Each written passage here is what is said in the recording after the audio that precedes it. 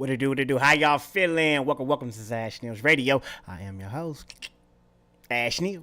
That is I. So, we talking to y'all. Yes. Now, there was, a shooting at the White House Correspondents' Dinner.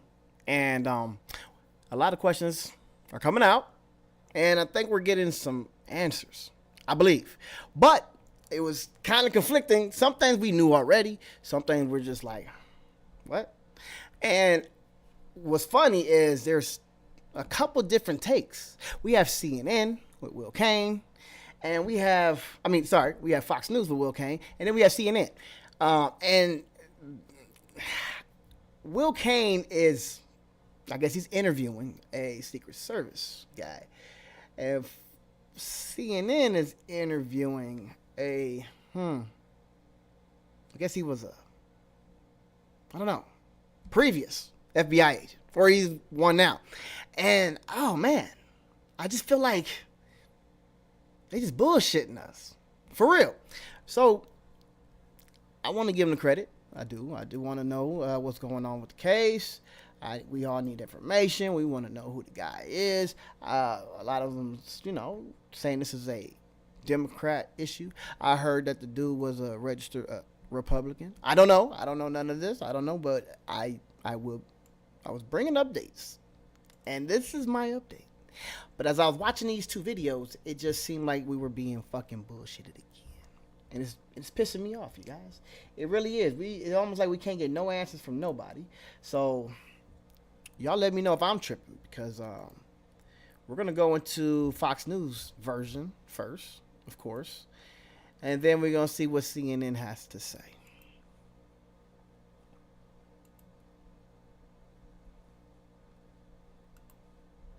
Joining me now for an exclusive interview is U.S. Secret Service Director Sean Curran. Director, thank you so much for being with us here today. I would love to start by picking up on what Jeanine Pirro just said, and we both heard there together. She suggested, I believe in that interview, there were only two shooters, Cole Allen and a Secret Service agent, one Secret Service agent. Is that correct? That is correct. All the evidence that I've seen, the suspect shot our officer point-blank range. I do want to bring the video up because I thought there was multiple shooters. Forgive me if I'm wrong. With a shotgun, our officer heroically returned fire while being shot point-blank range in the chest with a shotgun and was able to get off 5 shots. It's great training. The officer just acted heroically. Great job. So the one officer that returned fire is the same officer that was shot by this suspect? That's correct. All right, and he got off 5 rounds. And I'd love for you, we appreciate you being with us here today.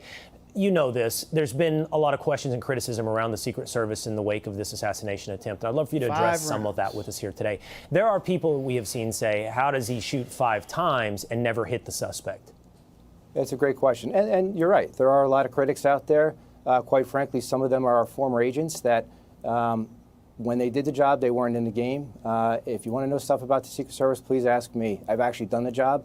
But I will tell you, that officer, while being shot, was in the process of falling down and was returning gunfire. To be shot at is not a pleasant thing. And to be able to actually return fire in that rate of speed is just remarkable. But the suspect was never hit, correct? He was never hit by a bullet. That is correct. The suspect was not hit. Wow. How did he go to the ground?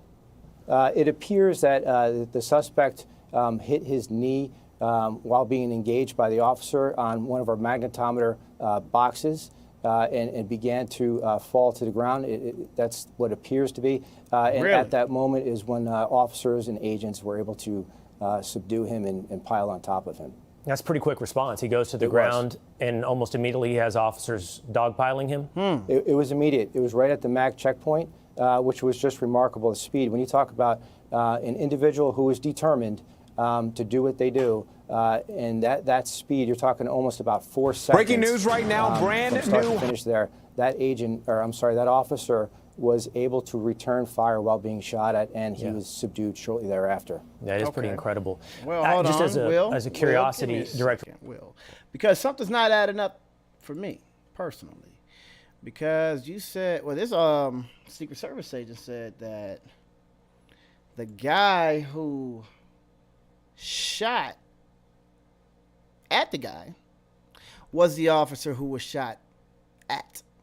So, as we continue this stream, you're going to hear him talk about the guy who was shooting back. He was shot with a shotgun in the chest or somewhere in the torso. And you're saying that he was able to return fire. And he was the only one who shot. And only 5 shots went out. Okay. This is also Fox News. Let's see, and mind you, this is a doctored video. It has color, but it's Fox News. Let's see if this video debunks what this Secret Service agent just said. Hold on. Let's get some audio. Breaking news right now, brand new higher resolution video just Brand new higher resolution video. He said it with his chest. You heard him. All right, we gonna entertain him. Hold on. We are going to entertain him. Give me a second and a half. Now, remember what this Secret Service agent just said. He said that this guy shot one of his officers and he was the only one that returned fire. Now, hold on one second. Let's see something. All right. We're going to figure this out. We are going to figure this out ourselves. We're going to do a frame by mother-loving frame. Yes? Frame by mother-loving frame. All right. Sorry. I'm trying to set something up. Because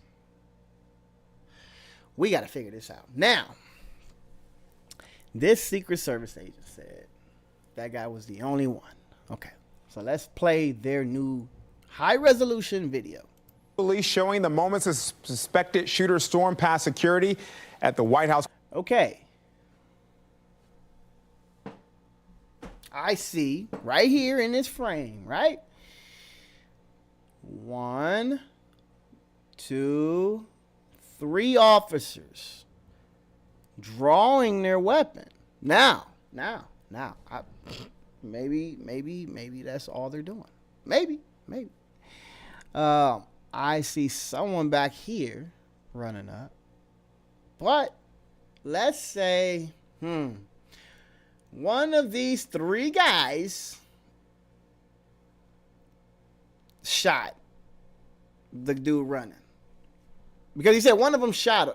Only one out of these. I don't know how many was actually there. But right now we see 3 of them drawing their weapon. All right? So we're going to bring it back. Guy run past. Look at him. Look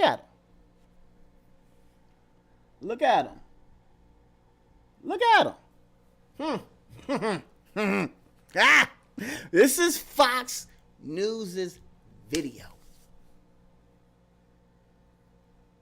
This is the video they decided to show us. This high resolution video. Okay. That is fair. We're going to use this video. What the hell is this? What is this? Could somebody explain to me? What is this? What's going on here? How? How is this? Not even what is this? How is this?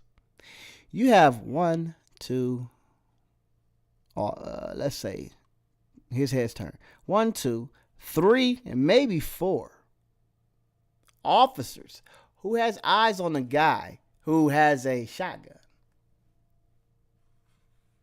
And he's just casually walking through the metal detector? Really? Really? Casually? Okay. When did he start running? Because this is Fox News video. Hold on. Let's get some play. Let me see. We're gonna. Okay. So he immediately started running with a shotgun. Right? Right? Bring it back. Let's bring it back, DJ.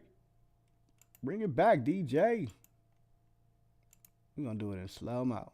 Okay. There he is. Bolton. This guy. Are you telling me this guy really don't see this dude running towards him with a shotgun? Is that what y'all want me to believe? This dude right here, he don't see this guy running towards him with a shotgun? Really? Resolution video just released showing He didn't shoot him. Look. It looked like he shot him. It looked like he took off or let off. Don't it look like he let off a little bit right here? Look like he let off a little bit. showing them. Bam. Oh, wait. He shot. Who did he shoot? Fox, this is your video. Who did this cop shoot? He shot somebody. You mean to tell me he missed? He missed this guy that was that close to him? Look at him. Press release showing the Boom, boom. Oh, he missed. Now, the Secret Service agent said, he said straight up that the only one who shot at the guy was the officer who got shot himself with the shotgun. So, I don't know.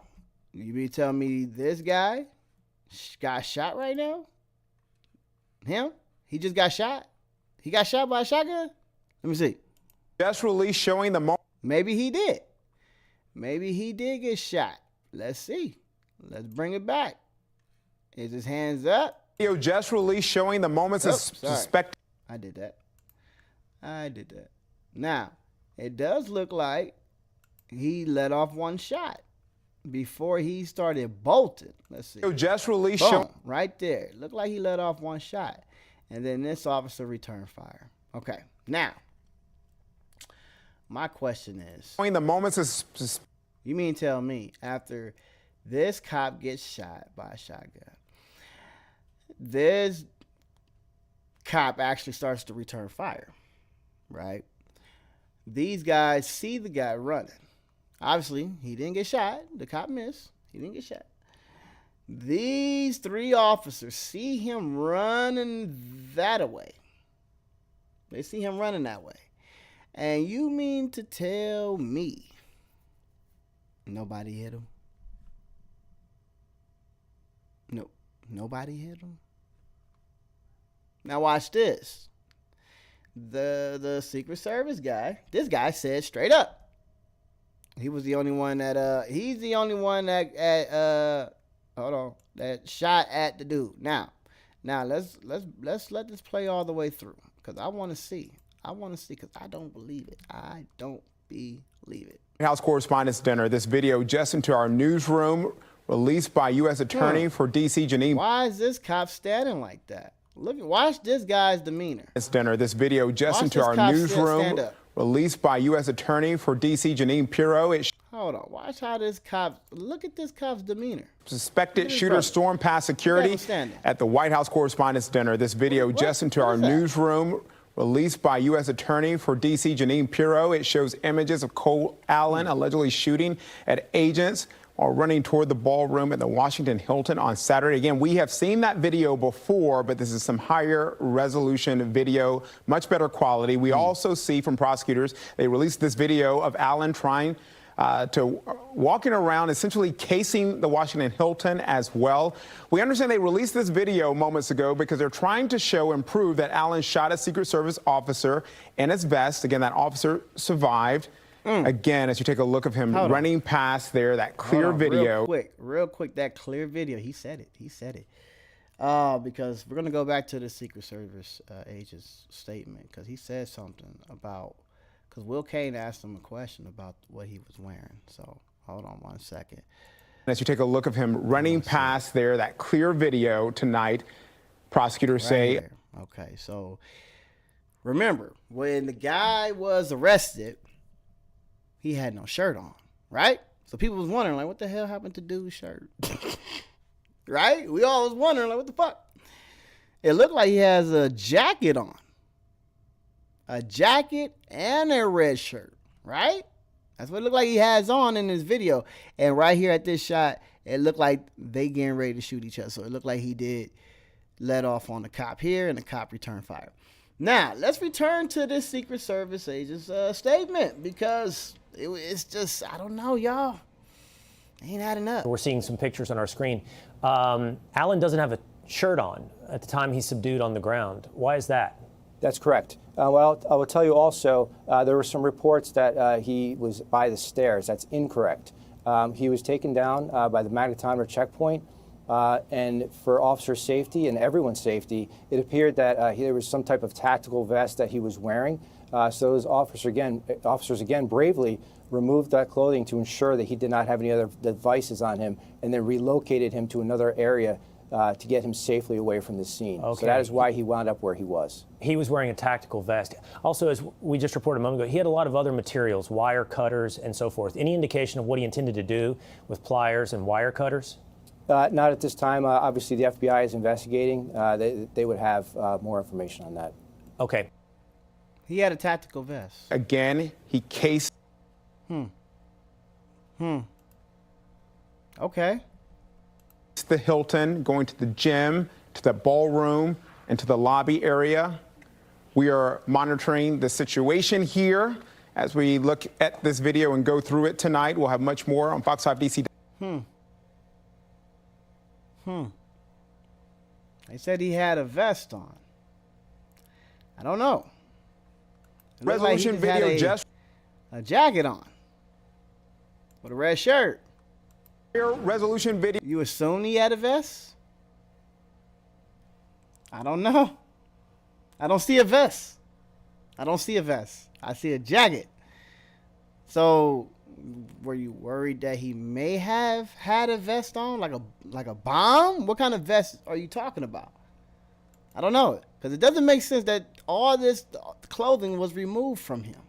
It just doesn't make any sense to me. I don't know. Let's talk about the security setup that evening. We have had former Secret Service agents on this program in the past week, and what I've been led to understand is you set up concentric circles around the protected target, in this case the president. And the most inner circle is the protection around the president himself in his vicinity. What I was told, and I'm happy for you to be here to correct us if any of this is wrong, is the middle circle is the magnetometers. There is another one outside the building that sort of vets and keeps protesters away. And I think there's a lot of questions about where those magnetometers are in relationship to the president and the ballroom, and how far away, and was this man capable of getting too close? Again, great question. And some of those agents, I know who they are, probably haven't been operational in about 25 years. A lot of things have changed since then. What I will tell you is that magnetometer checkpoint is the outer perimeter. What they're referring to on the outside is a vehicle checkpoint. Very different. And they're not aware of the distance. They're also not aware of why we set those magnetometers up in that place. We do a study. We do blast analysis. And from start... It looked like they were still setting it up.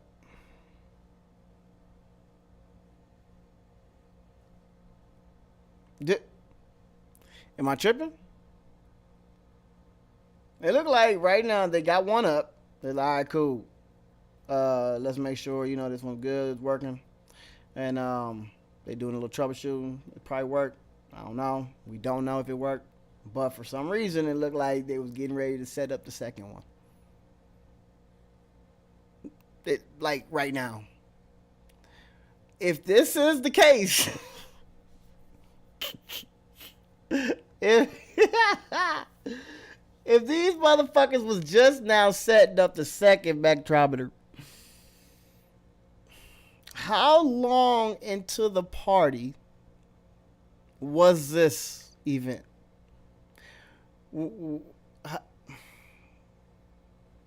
How long was the president in that building, in that ballroom, That room.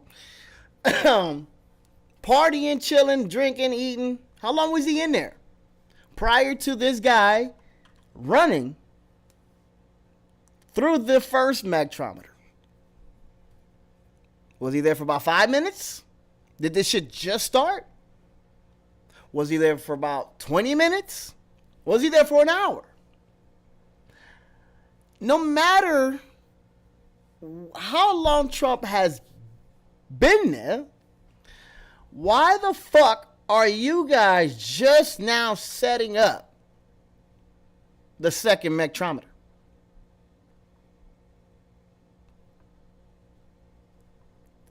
And it goes back to the question of competence, because that's what a lot of people are saying. What's going on with the Secret Service? Are you motherfuckers all right?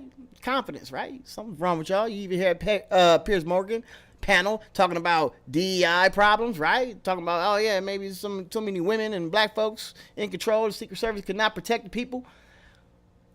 There may be some there. Because if Trump was having a gathering at this hotel, we all knew how many guests was going to be there. We knew the time it was going to be. Why weren't these set up already?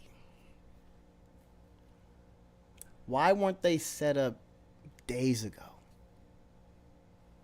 Yes, days. I said days. You have to set them up days. That way you can test them, troubleshoot them, see if they can malfunction, see what makes them malfunction, put them through series of tests, roll some wheelchairs through them, make sure they're not picking up something that may not be a weapon, or picking up something that is a weapon and it's not. Like, you have to run tests. You mean to tell me y'all just took these bitches out the box? Let me guess. That's the box.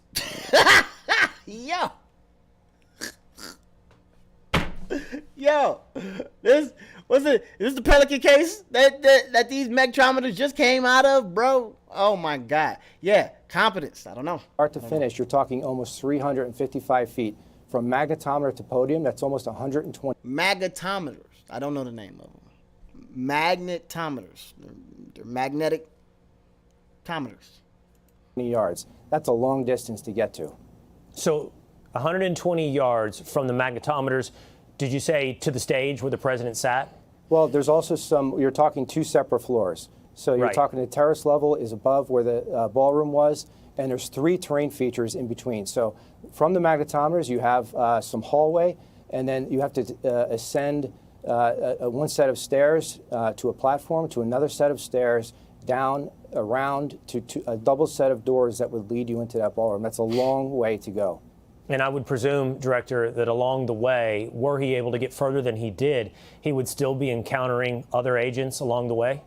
And that's where our multi-layer approach comes in. We have officers and agents in between. We have a rifle team and other assets that we wouldn't get into on air, but that's all that's in between, and then other protective details and multiple guns in between.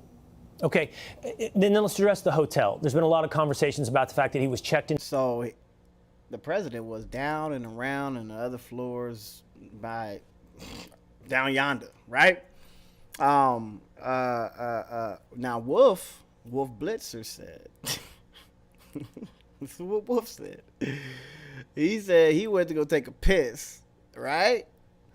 And when he did, one of the Secret Service guys jumped on top of him and said, hey, get out. And he could see the dude. He seen the dude. It's oh shit. He can see what's going on. Did Wolf Blitzer have to walk up and around just to use the restroom? Or are you lying? And Trump was like, right there. Like, what are you talking about? What do you mean down and around? No. I don't believe you. I don't. Where's the footage of the other floor? Either down or up, down and around, where you had maybe 3 or 4 Secret Service agents that were getting at the ready. Because I know you got cameras here. You got to have cameras on the other floor. when it went on the radio that there's a threat and we have to subdue him, he's running. He just ran through our magnetometers. Where's the Secret Service agents that were downstairs? What were they doing? Did they like set up in a hall? Like, could you show us that footage? Says Trump was multi-layered safe? Or are you lying? Because I'm gonna show you. We're gonna go back to that video. Let's see. To the hotel, and that gave him a unique proximity to the president. Is that the case? People have talked about whether or not this should be at the ballroom, but tell me what kind of security that magic word, complication the hotel made for you at the Secret Service.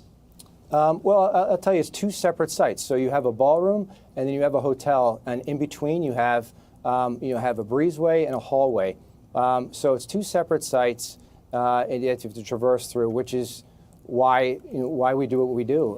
We do analysis. We have teams that go out and do an advance, and we treated it like two separate sites. Right. Okay, do I understand this correctly? He took a hotel elevator down out of his room into what I presume was a hotel lobby, and then was capable of making himself capable of moving from that hotel lobby into the terrace area where the magnetometers are set up. Is that, and so he or any other hotel guest could have made their way from the hotel lobby into the terrace area, but at that point they would have encountered magnetometers? Well, he actually descended the stairs, and he moved into a long hallway, still separated by a double set of doors, which is once you pass through that double set of doors is when you enter into the area where you have the magnetometer set up, and that's where he broke into a full sprint. Right into a full sprint when he comes through those double doors, right? Yes. When he was just short of making it to the magnetometers? Yes. Okay. I'm curious, one last thing on this, Director. When you look at the entirety of it, I believe that President Trump has said this. I know that Vice President J.D. Vance has said this. What we saw on Saturday night was success. When you look at how this unfolded from your perspective. They're showing it for me. Now, remember I was looking for the extended version because for some reason this part of the footage was not in that one. Now, look at this. Look at this. You see this? This is the funny part. This is where it gets like, fuck you. Y'all lying to me. Let's bring this back. Now, remember, it was only one officer who returned fire out of all these people. Now, I'm guessing because of crossfire, you know what I mean? They're too close to each other. But I got a question. As we said earlier, the three guys right here, 1, 2, and 3, right? And then you have the officer right here who just got shot. Maybe this guy's attended to him, but he just got hit with a 12 gauge or a 10 gauge. I don't know what it was. It had to have been fucking probably 16 because the nigga didn't joke nothing, and he's fine. Now, this guy sitting down, right? Mind you, I think that's the shooter right there. I think. We're going to play it. But if Trump is downstairs around the corner, like I just asked, where's the footage from that floor? Who the fuck are these guys coming out of these doors? Watch this. I believe that President Trump has said this. I know that Vice President J.D. Vance has said this. Okay, I stand correct. This wasn't him. But yes, watch this. Saw on Saturday night was success. Who's that? Who the hell is that? And you mean tell me none of these guys are shooting? None of them. None of them. Why? When you look at how this Look, he draw his weapon. unfolded from your perspective. Another one. Where are they coming from? You mean tell me this room right here, that ain't the ballroom or the party room that they were in? You sure? Are you sure? This looked like it's the room. I don't believe you that it was downstairs. Wolf Blitzer didn't walk his ass all the way downstairs around the corner just to go take a piss. No. And it looked, if I can see inside this blurry ass video in this room, it almost looked like, is that a table? Is that look like somebody sitting? I don't know, man. Was this a success? Ah, look, somebody else coming out this room. I know y'all wasn't having an event with the President of the United States and all these other important people and double booked a hotel where they had a quinceañera going on upstairs. No, I don't think you did. What is all this action in this room? This is big enough to be some type of ballroom. No? Convention center? Something? Why are so many Secret Service officers coming out of I'm calling them Secret Service because they came out with their weapon. Nobody told them to get back inside. Nobody told them, hey, hold on, disarm. No, these are working people. Y'all lying. This is where I believe, I could be wrong, I believe the event was at. Could it have been done better? Oh, that is a secret. Oh, and another one, motherfucker. Yes. Well, you just brought up President Trump. I just would like to take a moment to thank him. I know he doesn't like the spotlight sometimes, but what I will tell you is he took a moment. This guy ran this way around this pipe. This is a little pillar right here. Okay. Went to call our officer that was shot, and as always, a class act. One, and very grateful that he took the time to do that. Three. Now to your question. Three of them. The site was set up perfectly. I will tell you, I would not change perspective. Yeah, 3 Secret Service agents coming out of that room. Now, it looked like he ran around this right here, right? It looked like he ran around this pillar. So this is probably what he hit and fell. Let's see. Let's bring it back because for some reason they got all weird in their formation. Hold on. Was this a success? Could it sprint right into a full sprint when is that? And so he or any other hotel guest could have made their way from the hotel lobby into the terrace area, but at that point they would have encountered magnetometers? Well, he actually descended the stairs and he moved into a long hallway, still separated by a double set of doors, which is what. Boom. Okay, so he's right here. He fell. Did he fall right here? What? No. Once you pass through that double set of doors is when you enter into the area where you have the magnetometer set up, and that's where he broke into a full sprint. There's no way. Right into a full sprint when he comes through those double doors, right when he was just short of making it to the magnetometers? Yes. You mean to me he ran all the way here? When I'm curious, one last thing on this, Director. Shot at right when you there. look at the entirety of it, I believe that President Trump has said this. I know that Vice President J.D. Vance has said this. What we saw on Saturday night was success. These guys come when you look at how this unfolded from your perspective, where's the shot? Was this a success? Could it have been done better? I bet you one of these is y'all. All these officers, and you mean to tell me y'all on a separate floor of the president? I don't believe you, bro. Yes. Well, you just brought up President Trump. I just would like to take a moment to thank him. I know he doesn't like the spotlight sometimes, but what I will tell you is he took a moment to call our officer that was shot, and as always, a class act, and very grateful that he took the time to do that. Now to your question. The site. And why would he walk like that? Who would do that? Who would run in with a big-ass shotgun like that? That's not a thing. That is not a thing, man. Was set up perfectly. I will tell you, I would not change the site again. And yeah, I think the site was set up perfectly. Yeah, set up perfectly. Huh? Yeah, you bring up President Trump, set up. Director. They were still setting up the magnetometers. Situation in terms of, sadly, the number of assassination attempts that have been perpetrated on President Trump. Also, he's President Trump, and he's got his own opinions. He's got a big personality. Put a smile on your face, today at the White House, Director, he said this when asked about the potentiality of wearing a bulletproof vest. What do you say? Is there talks about you potentially wearing a bulletproof vest moving forward, given you have now been shot at? I don't know if I can handle looking 20 pounds heavier. Have you, I don't know if you could hear that, Director, but he said he wouldn't be very excited about looking 20 more pounds, adding 20 pounds with a bulletproof vest. Is that something you try to convince him of, to wear a bulletproof vest? That's not something I would talk about on air. I understand. That would be a separate conversation.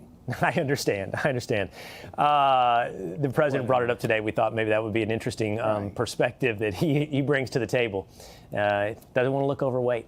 But so at this point, Director, you look at everything that went down this weekend. It was a success. Would it be easier? And I'm asking you this from a logistical perspective, not a political perspective. Would it be easier to secure an event like this in something that was already on a secure location, like a proposed White House ballroom, as opposed to... I swear, it is not about the ballroom. I swear.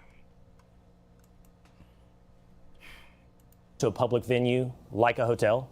Look, I always prefer to be at the White House. It's Mind you, hold on. Before you continue with his bullshit, keep one thing in mind. Keep one fucking thing in mind. This ballroom, right? It only housed, I don't know, what was it? Like 500? Something. It was a small amount. This venue that they had thousands of people. A lot of people. The amount of people they had at this hotel, they couldn't fit them in the ballroom. They couldn't. Another thing, we have these No Kings parades for a reason. We do. And a lot of people don't like them. They're like, hey, man, what the hell y'all tripping off? Trump ain't no president or no king. We get it. Why y'all bitching? He's just going to be the president for 3 more years. 2, something like that. But they keep talking about this ballroom as if it's going to be completed during this presidency. That don't make no sense. So what do you mean? Do you think it's smart to have a place that's secured on the White House grounds so Trump can have his events? Trump ain't. Hey, this ballroom's gonna take 3 years. Are you telling me that you plan on having Trump for a 3rd term? What do you mean? What do you mean? This ballroom, who the Democrats ain't fucking with, you mean to tell me the same Democrats that Trump don't fuck with, he's building this ballroom for them? I don't get it. It's not making sense. Please, somebody make sense out of this shit for me. 'Cause I don't know. It's something that we completely control. And look, there's an impact to the community.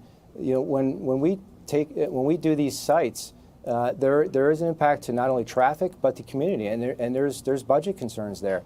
So if you're able to do something in one secure place all the time, you know that lessens the burden on all the surrounding areas. So that makes total sense.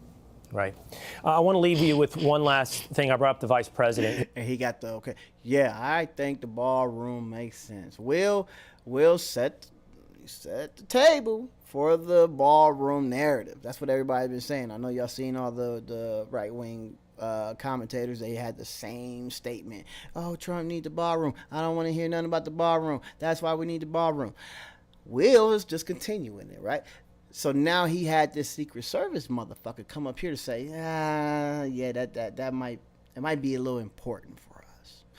All of this is so that the judge can lift all this bullshit that they put on the ballroom. The ballroom was halted, and now they're mad because there's a big ass hole in the ground in the White House, right? And I think East Wing, I don't know, one of them. But one thing I did hear, because mind you, I'm a carpenter, right? I understand what it means to do renovations. I do, especially on old buildings. Yes. And the thing about Trump's dumbass, he had this hush-hush type of deal going on with the construction of this ballroom. And it almost seemed like he didn't even want us to know what was going on. He didn't care about the taxpayer dollars. He's like, look, this is privately funded. Y'all out of here. Don't trip. We got it covered. And then, just like all his other projects, the workers started complaining, right? And one of the complaints was from one of the adults in the room. And they realized this old-ass building may have asbestos embedded in the walls. Yes. Now, Trump, of course, he didn't want to tell everybody. He's like, what the fuck you talking? Shh. Why you snitching? And it almost seemed like that's the reason why they wanted this to not go through Congress. They didn't want taxpayer dollars to be a part of this, because then we would have known the bill. The bill would have been substantial, because we would have had to do the safety requirements in order to do this demolition job safely, because asbestos is very dangerous, and you're going to have some type of vacuum system. When you're starting to beat down the walls, you have to have a lot of moisture to keep the dust down. There's a whole process of tearing down a dangerous powder. You can't just go beat up the building and try to renovate. No. And that's what they were doing. So we obviously don't know how sick some people got, but that was the nature. I don't know. I wasn't there. But I think that's why the judge halted the construction. But they are trying their hardest to get the construction back going. He had some very kind words for the job that was done by the Secret Service on Saturday night. Here's what he told me yesterday. The thing that I really gained an appreciation for, Will, is what an amazing job the agents of the Secret Service do. You saw they went right to me. They went right to the President of the United States. They put their lives in harm's way. I just feel very grateful to them and very grateful for what they do, and frankly, grateful to God that that agent who was shot was not seriously hurt. It could have been a lot worse, but the law enforcement did a great job, Will, and we should all be grateful for that. Director, your reaction to what you hear there from the Vice President? Yeah, look, he's an amazing man. The Vice President and President are just really great protectees. They're great to us. They're great to work with. But I will tell you, look, this is... Y'all call them protectees? I kind of like that. It takes the partisanism out of it, because you just have to protect everybody. So I fucks with that. It was kind of weird, but I fuck with that, because I guess you're the... This shows what the brave men and women of the Secret Service do day in and day out.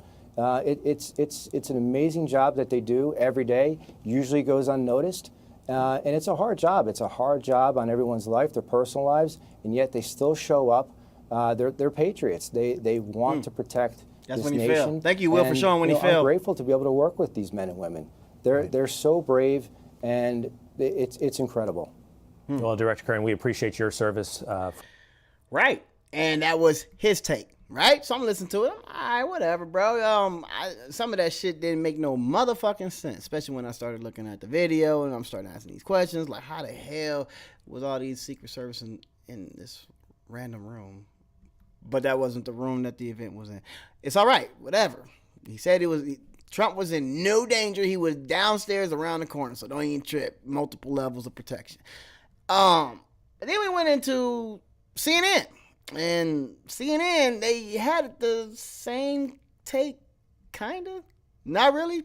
And it was weird to me, because I thought this was just supposed to be like a one story, one narrative type of situation, right? No, there shouldn't be multiple versions of this, right? No multiple interpretations, especially if we're talking about two different agents. We got a Secret Service agent over here, and we have a FBI agent over here, right? There should be a universal understanding of how this thing works, right? But no. This guy seemed to be debunking almost everything this other Secret Service agent said. And I don't like it. I don't like it. I'm like, why do I feel like I'm the one being played? Personally. But let's go into it. What happened on Saturday, we saw security ultimately work in that no one died, right? But I think it also opened a lot of... Okay, Aaron, that was kind of blunt, but she has a point. Because everybody was disparaging all the Secret Service agents, right? Everybody on the right, they was disparaging them, talking shit, saying all these DEI practices is the reason why all this danger is going on, yada, yada, yada. But then you have J.D. Vance come up here and praise him, say, hey, everything was good, at least nobody got hurt. And that's where basically I was at. I was like, well, shit, nigga, if Trump is alive, he's safe, I guess the Secret Service is fine, right? It worked, right? But no, they just wanted to rally behind DEI in the beginning and all this other shit. But the way Aaron just said it, it's like, yeah, nobody died.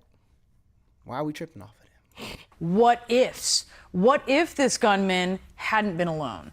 What if this gunman had come with explosives? What if?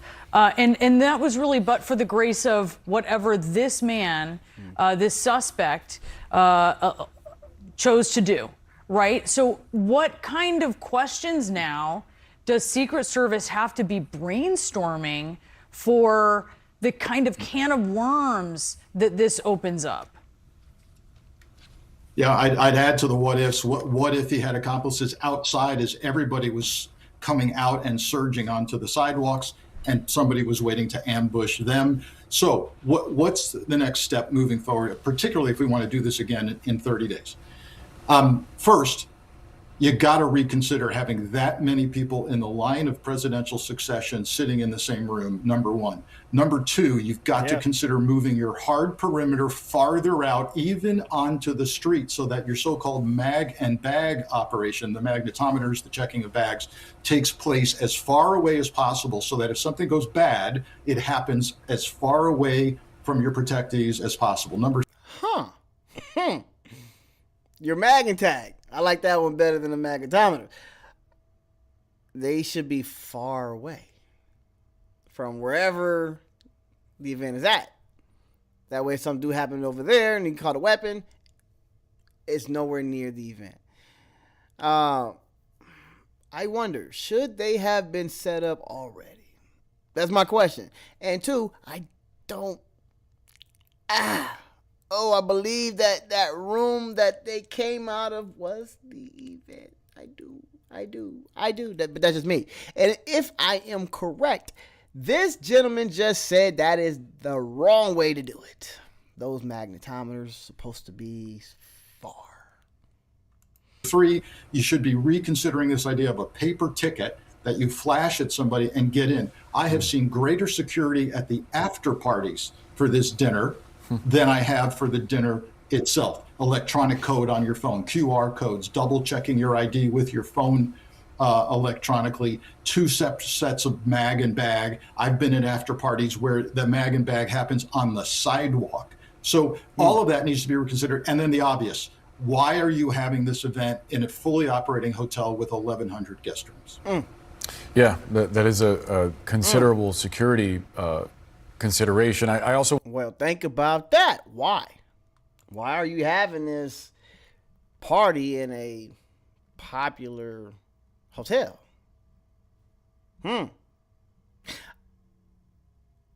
Does that go back to the competence of the Secret Service? Why didn't they mention that when Trump said, hey, this is where we party? Why didn't they say, sir, this is not a good place. There's 1,100 guests. All these rooms. We are going to have a hard time securing it. They didn't. They actually let the party go. They was chilling half the time. They just rolled in the other magnetometer. Didn't even finish setting it up yet. And Trump was halfway drunk. One of these people... they kind of look alike. This guy right here and this guy right here.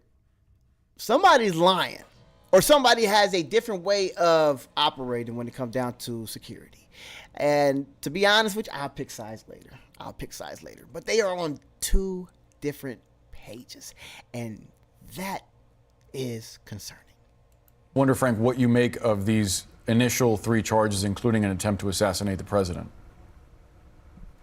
Yeah, as Paula said, I'm really struck by the lack of the charge of assaulting a federal officer, and I think Paula's got it right. Either they can't yet prove that the round that struck the officer came from the suspect, they're waiting for the internal book review, or they've already proven that it did not, so that's interesting. I also think we're going to see more. What? How old is this? I need to know. Okay, this video is 3 days old. Okay, fair enough. Fair enough. How old is this one? How old is this one? This video is 2 hours old. Okay. So in light of the new information, we're going to stall you out. More charges. I would not be surprised if at a minimum we see an attempt to add a domestic terror sentencing enhancement at sentencing, but even back that up. Within the last 60 days, we saw DOJ charge American citizens with being Antifa, and they were convicted of material support to terrorism. Highly unprecedented. I think we'll see that tacked on here. We just got some sound in from a witness who watched what happened just outside the ballroom on Saturday night. Let's go ahead and listen to that. It was a shotgun, yes, and he was running right in my directions, magazine clips around his body. Had you already climbed all the stairs? I had already climbed all the stairs. So you were on the same level as him? He dropped right at my feet. When you say he dropped right at your feet? He fell face first. Frank, just given what you see in the video, what you're hearing from this witness. Wait a minute. Wolf, you're going to make me do some homework. I don't have the time. I think I do. Question, Wolf, because now it seems like the story is going out. Wolf said, were you at all the stairs? Did you climb all the stairs? Are those the same stairs you climbed, Wolf? Because remember, you said you seen them. If you seen them, Wolf, did you see her? Did you see her? I want to know. We're going to go find that video. Bring that back real quick. I want to hear. Yes, and he was running right in my directions, magazine clips around his body. Had you already climbed all the stairs? I had already climbed all the stairs. So you were on the same level as him? He dropped. Wolf, allegedly, according to you, you were on the same level as him. Right? Or did y'all scrub the video? I'm about to find it. Right at my feet. When you say he dropped right at your feet? He fell face first. Frank, just given what you see in the video, what you're hearing from this witness, what does it tell you about the level of sophistication, perhaps, that this assailant, that this alleged shooter had in mind for the event on Saturday?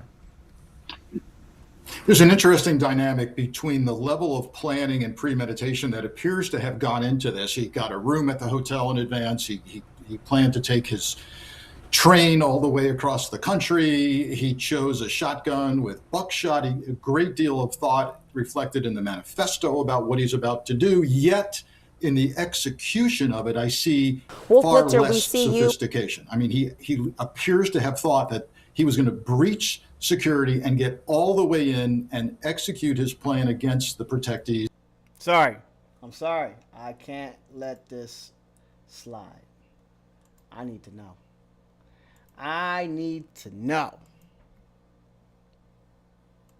Wolf Blitzer, we see you as well. We know that you witnessed this gunman in action, and you have stated that the gunman was firing as they were brought to the ground, but you were unclear in the direction to which the gunman was firing. Could you describe the clothing or the weapon that you saw from the gunman from your vantage point? Is that a question for me? It's Wolf. Yes, Wolf. I just saw a big gun. I don't know what kind of weapon it was, and I heard the loud bangs that were going off. It was extremely frightening. I was only a few feet away. It was a total coincidence. I was walking back to the ballroom. Wolf, you seen a big item. It looked like a gun. you don't know, but you were right next to the guy. But you're asking the questions of this young lady. Saturday night. Let's go ahead and listen to that. It was a shotgun, yes, and he was running right in my directions, magazine clips around his body. Had you already climbed all the stairs? I had already climbed all the stairs. So you were on the same level as him? He dropped right at my feet. He dropped at her feet. Wolf.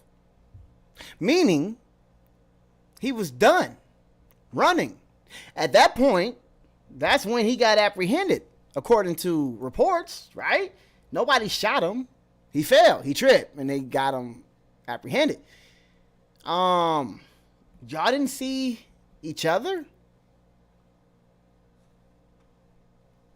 We're on one floor above the ballroom. You had to go downstairs to go back into the ballroom. But the gunman was clearly in the... Okay. One floor above the ballroom is where the restroom was. So that adds up to his account and the other officer's account. They both had to go up a set of stairs in order to use the restroom.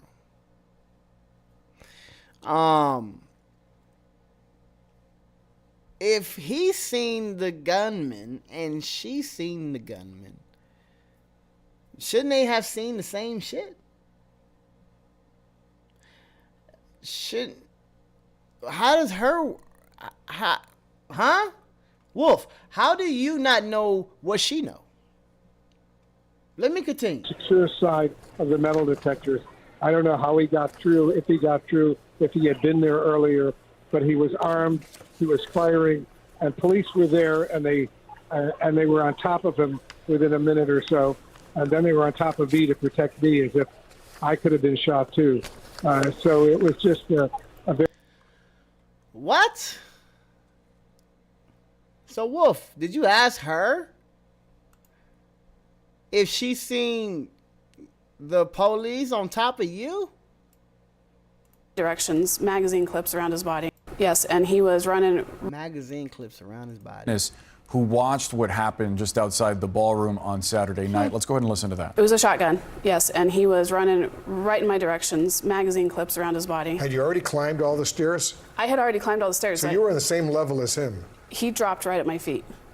When you say he dropped right at your feet? He fell face first. Frank, just given what you see in the video, what you're hearing from this witness, what does it tell you about the level of sophistication, perhaps, that this assailant, that this alleged shooter had in mind for the event on Saturday?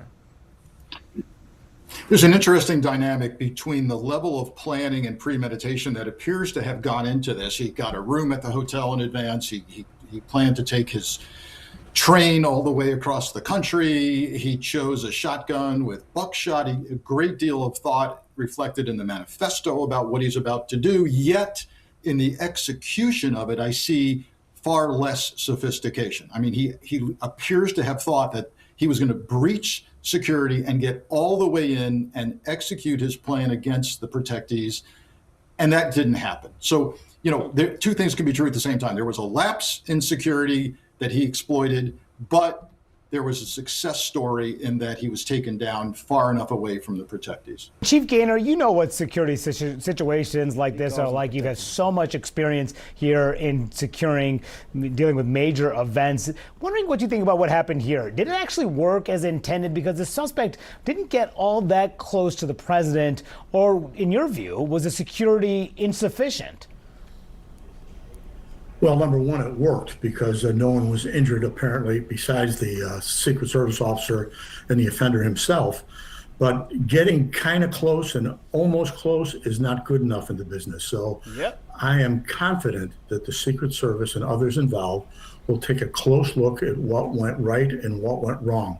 And Manu, you may know that over the years, police in general or federal agencies haven't been very good at doing great examinations because we never want to offend those who have been injured or involved in the heroism, being heroes at these events, but we've become much more adept at reviewing strengths and weaknesses. I gotta say, it would appear he got closer than anyone would want to. And so you have to look at what went wrong and what went right. Should that include, Chief, actually examining the Okay. Let's see. You have, all right, the International Ballroom. Trump and Vance are sitting right here. Here's Vance. This is where Vance was sitting. And this is where Trump was sitting. Okay. So, what are these? What are these squigglies? Is that doors? Those are stairs. Okay, those are stairs. All right, those are stairs. They have a security checkpoint. Okay, so there's a stair. 3 stairs to come up and down, and I guess he was on a lower level. And this is the upper level where he was apprehended. Suspect was apprehended right here. These are the stairs maybe that he got up to. And were these the stairs that he could have made it down to get to Trump? I want to see the footage from here. That's what I want to see. I want to see what these secret agents were doing on these stairs right here. That's what I want to see. Because, yeah. Restroom. Where that is that? Okay. So this looked like those 2 rooms that they were coming out of. Those other security officers. Suspect movement. This is the way he went? Huh? That don't make no fucking sense.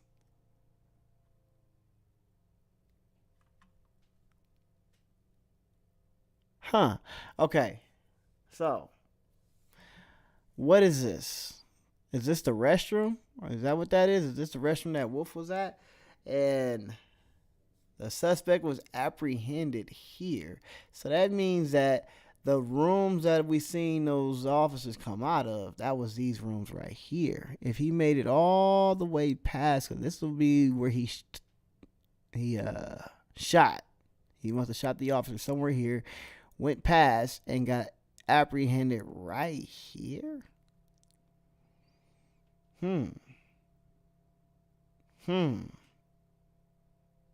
That don't make no sense. Nobody shot him when he was right here in front of him? He didn't like make it around the corner? I don't know. I don't know, y'all. But yeah, I feel like they laughing at us. hotel guests because he wrote, this suspect wrote in his manifesto that he was surprised at the lack of security at the hotel, that he's able to walk in with a bag full of weapons. So should there be a different level of security for hotel guests themselves? Well, I think we're going to look at it. When we had the biggest security events, whether it was State of the Union or the inauguration or any place else that we control, we run name checks on all the guests, which I'm sure is done now. In a hotel situation, unless you control the whole hotel, you do have to look at that. And I don't know, as I sit here, whether that was done to at least run the names of the people there. Now, maybe it's really pointing out that that's a bad venue. Now, I've been thinking about the president's call to have this within the next 30 days. I suggest there are places now in D.C. where you can do that. And for instance, maybe the Capital One Arena, which you could better secure, and then you wouldn't have people sleeping overnight. So any place where you're going to have people in there that you haven't previously screened or controlled, you've got a problem. And Chief, I just want to ask you one other question about this, because much of the line of succession was in that room. The president, the vice president, the speaker of the House, multiple members of the cabinet. Should this event have been given a higher security designation in your view? Uh-oh, here we go. Ballroom. Well, using the old rectoscope, something should have been done there is the quick answer. I think that's one. Did he say that? Is that what he decided to use? But what? Why? Well, all right, so if we're gonna see, I would have said like fine tooth comb or something like that. But we're gonna look into the details of something Fair enough. We can't just go at it with one eye. But you decide to say a rectal scope? Really? Bro, that's the nigga, listen.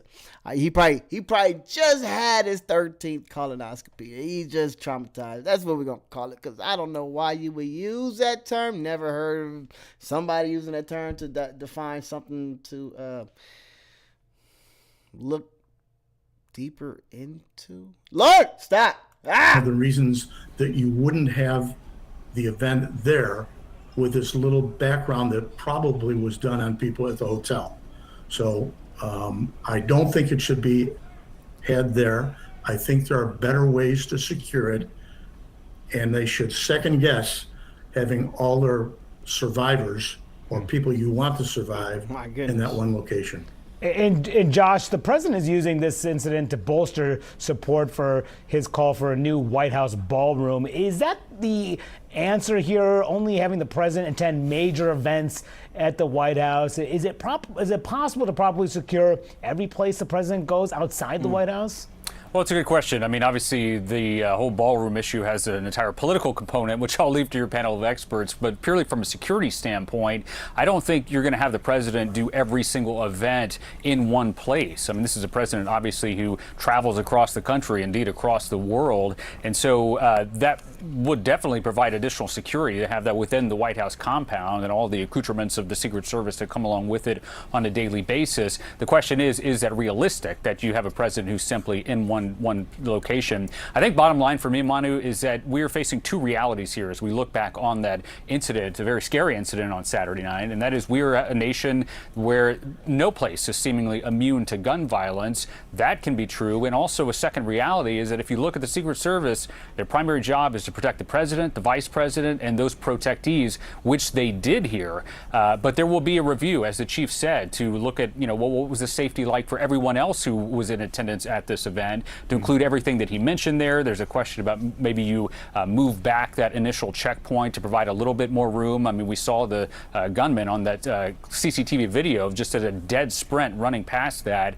Whether he tripped or whether he was actually confronted, it was a short distance to actually get down the stairs into the ballroom. Although I will note that I talked to some of our colleagues like you who were there who said that there was Secret Service all over the place. So bottom line, it will be looked at. There will be questions. But to your original question, I don't think the answer is going to be to lock down the president. Now, he said something important. He said something that I said earlier when this all came out, because I seen a couple videos. I actually covered it live, and I was like, man, there's a lot of police officers. Even Wolf Blitzer said the same thing. He was like, man, it's a lot of security for an event like this. And he'd been through a whole bunch of them, 30 years of them. But the manifesto said security was light, a little light.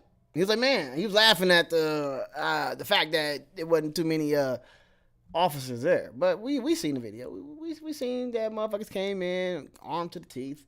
But I want to go into Janine Pirro's video, because apparently she has this whole video posted. And I think she's proud of it, but they just posted it. And this is what okay, we got a clear bird's eye view. Clear bird's eye view of the room right here. That's what I wanted to see, that room right there. Okay, I just want to check it. All right, let's play this from the beginning. I don't even know if it got audio. I doubt it, but let's see. Warning, graphic footage. Okay. This is FBI field audio video. Okay, then we're going to get some audio. Okay. Let's see. Approximately April 24th, 2026. We're going to get some audio. Let's see. Okay, he walking down the hall. He casing the hall. I guess it's the hall he got his room. Okay, we ain't got no audio. I turned it all the way up. I did. He's looking. He's counting, or he pointing? Did he just point at the door? Is that the stairway he's going to use? He pointed at it or something? What are you doing? real quick. I know. I like to be an investigator. I want to know. Okay.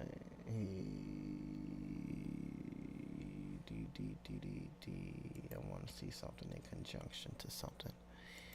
I want to see something in conjunction to something. Give me a second. So, as you can see this radius, right? In this hallway, right? I want to see if that radius lines up with this one. Let's see. Let's see if this radius and this radius is the same. Because that would tell us.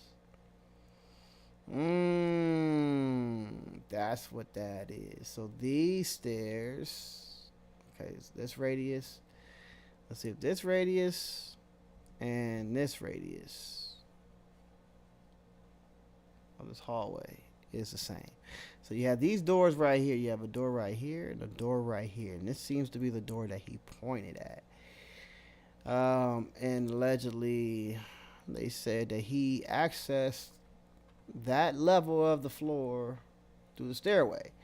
So if we look, this part of this whole building is on top of this part. And these three stairways is the same ones. Okay. So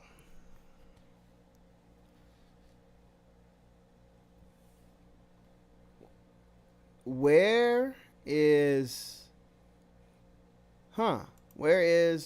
this hallway? Is it a floor above this one? Since this is is it a floor above this one? Because this is the floor below. This is the floor below this one. Is this hallway a floor above this one?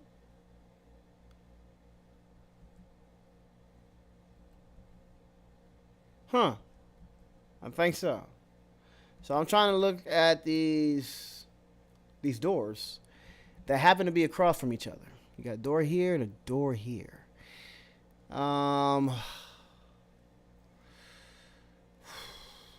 Why would he point to the door? If he points at this door, right? He points at this door, right? Why would he do that? If the radius is correct, he's walking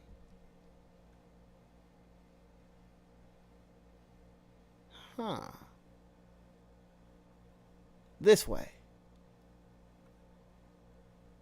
Right? Let's see. If the radius is correct, he is walking like this. And then he gets to this door, right? Okay, yeah, stair, yeah, to concierge. So this is the door he pointed at on his left, right? Let's make sure. Yes, okay, that's the door. Tell me why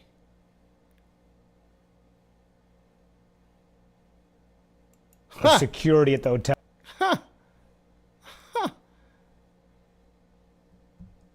Why would he do that? Am I tripping? It doesn't look like the radius lines up. It doesn't. I don't think the radius lines up. Look. So, if this is the door or the stairway, then that would be the door that he's pointing at, right? Shouldn't it be radius this way? Like that? Like this? Hold on. Like, sorry, I didn't see that. It should be radius like that. Like, that's how the hall should be going. Like that. But instead, the hall's going like this. Okay, if the hall is going like that, if the hall is going the way that it's actually sitting here, right? Now that he's able to walk. Sorry. if the hallway is actually going that way, then that means he's walking like this, right? Right? And then he points to the left.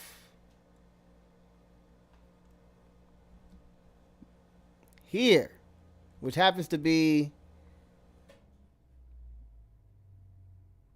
what? The restroom? Okay, this is us. Okay, mind you, this is the wrong floor. Forgive me. It's looking like somebody's lying.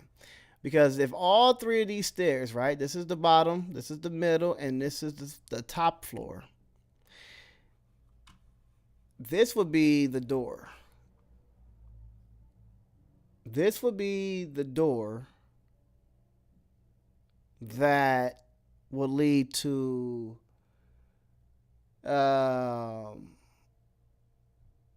this would be the door that leads to downstairs. If this was a stairway, this door should lead to, that should be this stairway. This one here, way down here. And then you have a stairway here. You got one here, which would be somewhere down that hall. Because mind you, I think this is not a bad cutout of this or picture of this event or the floor plan. So I don't know if this hallway is going to extend all the way down like that.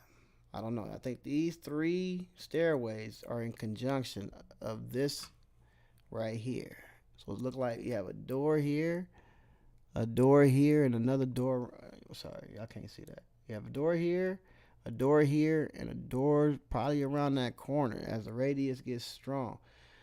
It almost looked like, what the hell is he pointing to over here? It got to be like some other room. Don't know. So he points, or is he talking to somebody? What the fuck is he doing?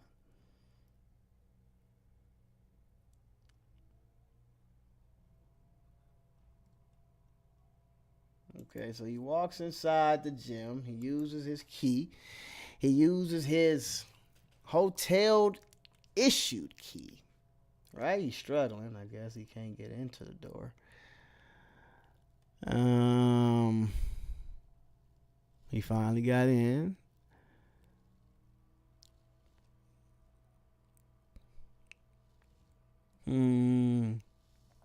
He's looking around.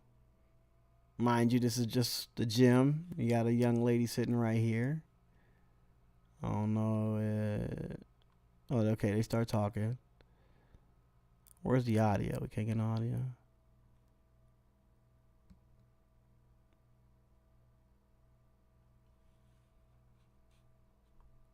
Okay, so he modded off. Okay, the speed increases 300%. All right, Janine. This is Judge Janine Pirro. Her video. 300% on the speed. He's walking around. He walked to the back. He got his hand on his hip. He's still pacing. Oh, he just went to the right. I don't know what he's doing. Oh, there he is. He coming back. He went to the left side now. He's just looking at the gym, talking about, okay, this might be a nice little spot to come work out in the morning before I commit my terrorist attack. Bye. And he takes off. So he's just casing the building, huh? See if there's another way to downstairs, the concierge, or what was he doing? Okay, we're back to this hallway. He's walking back down this hallway.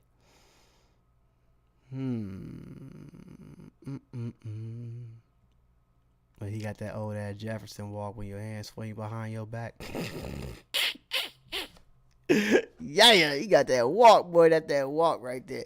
That kind of walk and that fucking run don't add up. But it's all right. We're going to do this together. Approximately 3 minutes pass. All right. Let's see what happens. Okay, we got somebody going to a door. This door is locked. Like a worker. He checks this door. This door is open. Okay, so what is this door? Okay, there's carpet. There's carpet in that room. He looks at that door. This door was locked. I wonder what's going on with that door. This has to make sense. I'm trying to make sense of it because none of it makes sense. All right. This is at 8:23, April 25th.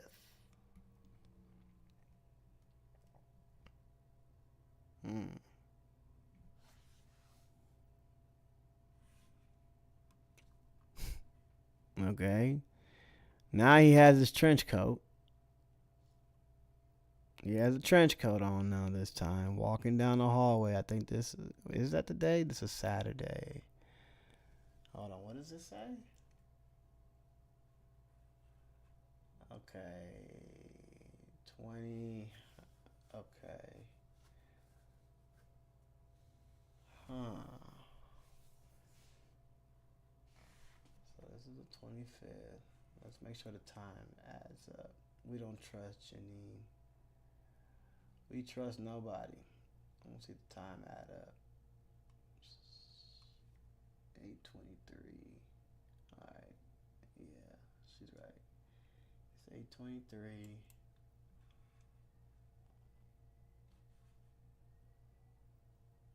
Okay. Let's see. What is he doing back down this hall? Oh, sorry. Forgive me. So this time he has the trench coat on. And now this is back to the original video. This is the moment he decides to do his act. So I guess that was him that went into that room. I remember me saying something about him going into a room or coming out of a room. I don't know if it was a room, but it was somewhere in the back of this hallway. So nobody sees this nigga with that gun right here? Nobody? So did he just step out right now? Okay, look. Now remember what I was saying about these megatometers. So, wait. Hold on. We just got exclusive footage from Janine Pirro. So this thing was standing, right? It was just standing, right? Look. So I guess I was right. Let's bring that back a little bit, so. Let's bring that back, so. Not that far. Alright. These motherfuckers got the nerve to be working on this metal detector right now instead of days ago. Look at all this testing they got to do. Look at all of this. Look at this. Look at this. Well, he gonna bring it down because I guess it ain't working. What? What's up? What's going on? Now watch this. We got video. Watch this. Watch this. Holy shit balls. Wait a minute. Wait a minute. Did y'all not see that? Hold on. Bring it back. I'm glad Janine gave me this video because it's hard to see some of these things, you know. We're going to look at this Megatron again. Now watch it. Watch it. This is a metal detector that is put up for the safety of the president's event where we had more leaders that were backup leaders in one room than ever. Right? If something would have happened, we would have had Chuck Grassley as the president. You mean to tell me that this officer had to bring down this metal detector for what? Like I said, to test it. Was it malfunctioning? Was it not working? Why are you bringing it down for maintenance? Right? 2, I just noticed something right now with you guys. This one, the one he decided to run through, right? If I'm not mistaken, that one should be working. It should be, right? Why did it not light up when he ran through it with the shotgun? Huh? Let's see. There he is. He's running. He has gun in hand. Look at that. Gun in hand. Look at this nigga. He sees it. Don't do nothing. She sees it. Don't do nothing.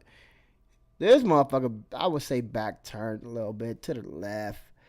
But I don't know.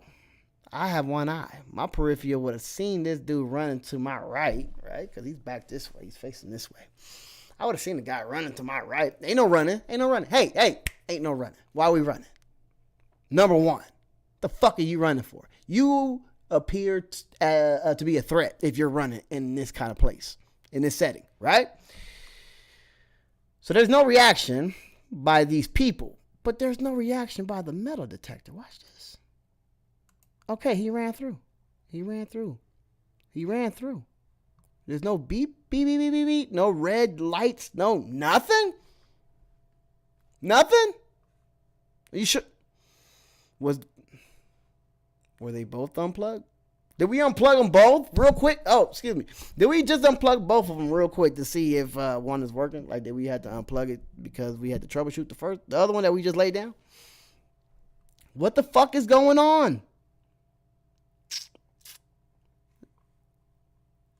I'm going to bring it back one more time. I want to see.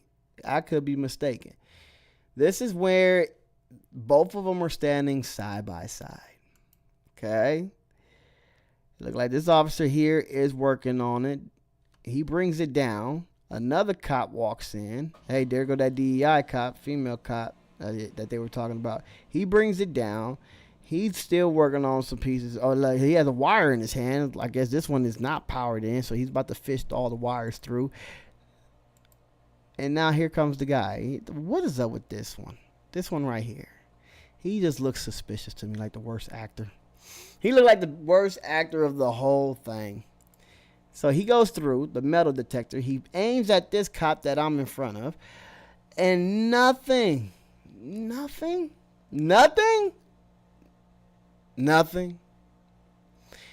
That thing is supposed to make a beep or light up or both. And you mean to tell me with that shotgun it didn't do nothing? Come on, Janine. Okay, here goes the actor. He's drawing his weapon. This guy gets up off the ground. He just hears a gunshot. Okay. They're running that way. I don't know why.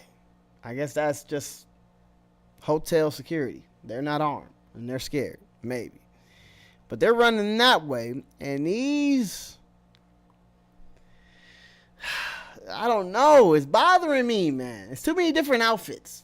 This guy, he has his blazer on and his slacks with these church shoes, and he looked like an agent. These guys look like cops. And then we got security. So I don't know. We got cops, and this cop, he looked like AI the way he walking. Nobody walks like that. We got another DEI agent that they think is the problem that this all happened. This guy runs back this way for some reason. Where are you going? I gotta play this back. This whole exchange is weird. He looks backwards. Where are you? What? Wait, what? I'm gonna get to that in a second. Where did he come? Oh, that's this guy. Is that this guy? Let's see. You a whole cop. What you ducking for? He got up. Okay, no. Okay, here he comes. This guy came into frame, then turned around watching the back. Okay, he's watching everybody back. I want to do one cop at a time. He's pushing everybody else back. Got you. Hold on. We're going to get to that in a second. I don't want to yet. Okay. Now, remember these people coming out of this room. I said, what the hell's going on? Now, there was a video. I want to pull it up. I want to find it. I do want to find it. There was a video where the commotion was going on in this room. And everybody was like looking at the Secret Service agents, and they just seemed like they were scrambling. Let me see. Secret Service scrambling.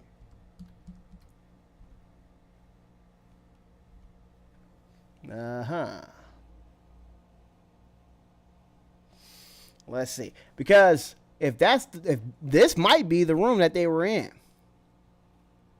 Let me see. I want to make sure before I play it.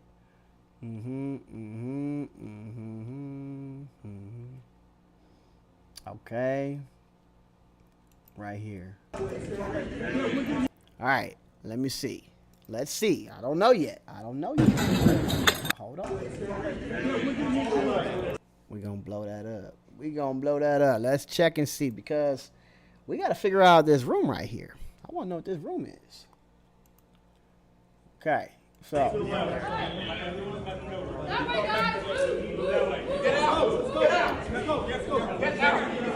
They kicking people out. Okay. We got the Megatrons on the floor. Okay, so he's apprehended right there. Nobody. There's a wall?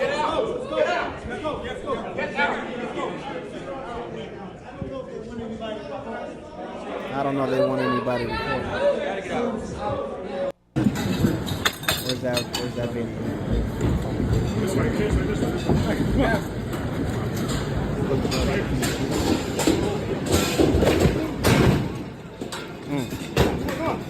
Hold on, we don't.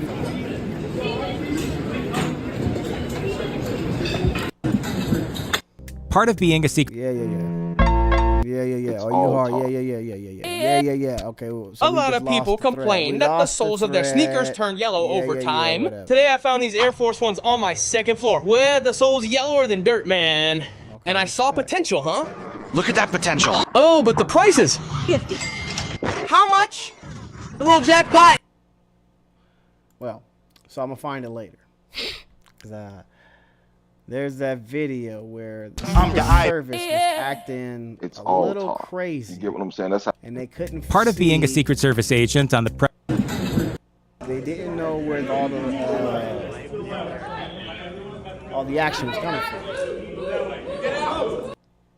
But I'll find it. in a second. But yes, I want to know what was going on in this room, because it seemed like the video I'm looking for, this is the room that they were in. And they started saying dumb shit like, where is it coming from?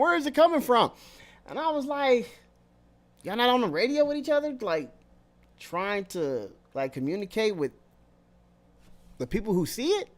Because they had to be called in, right? Somebody got on the radio, hey, we're in section 1. Hey, we're in section 2. Hey, we're in the outside northeast corridor. You mean to tell me none of y'all had communication with the people that knew what was going on? It was like real life sloppy. So I'm starting to believe this whole incompetent statement. I really am. So let's continue. You got one. Remember, it was 3 of them that came out this room. We want to know what the fuck is going on in that room. What was going on in that room? Okay. There's a guy walking down the stairs. Hold on.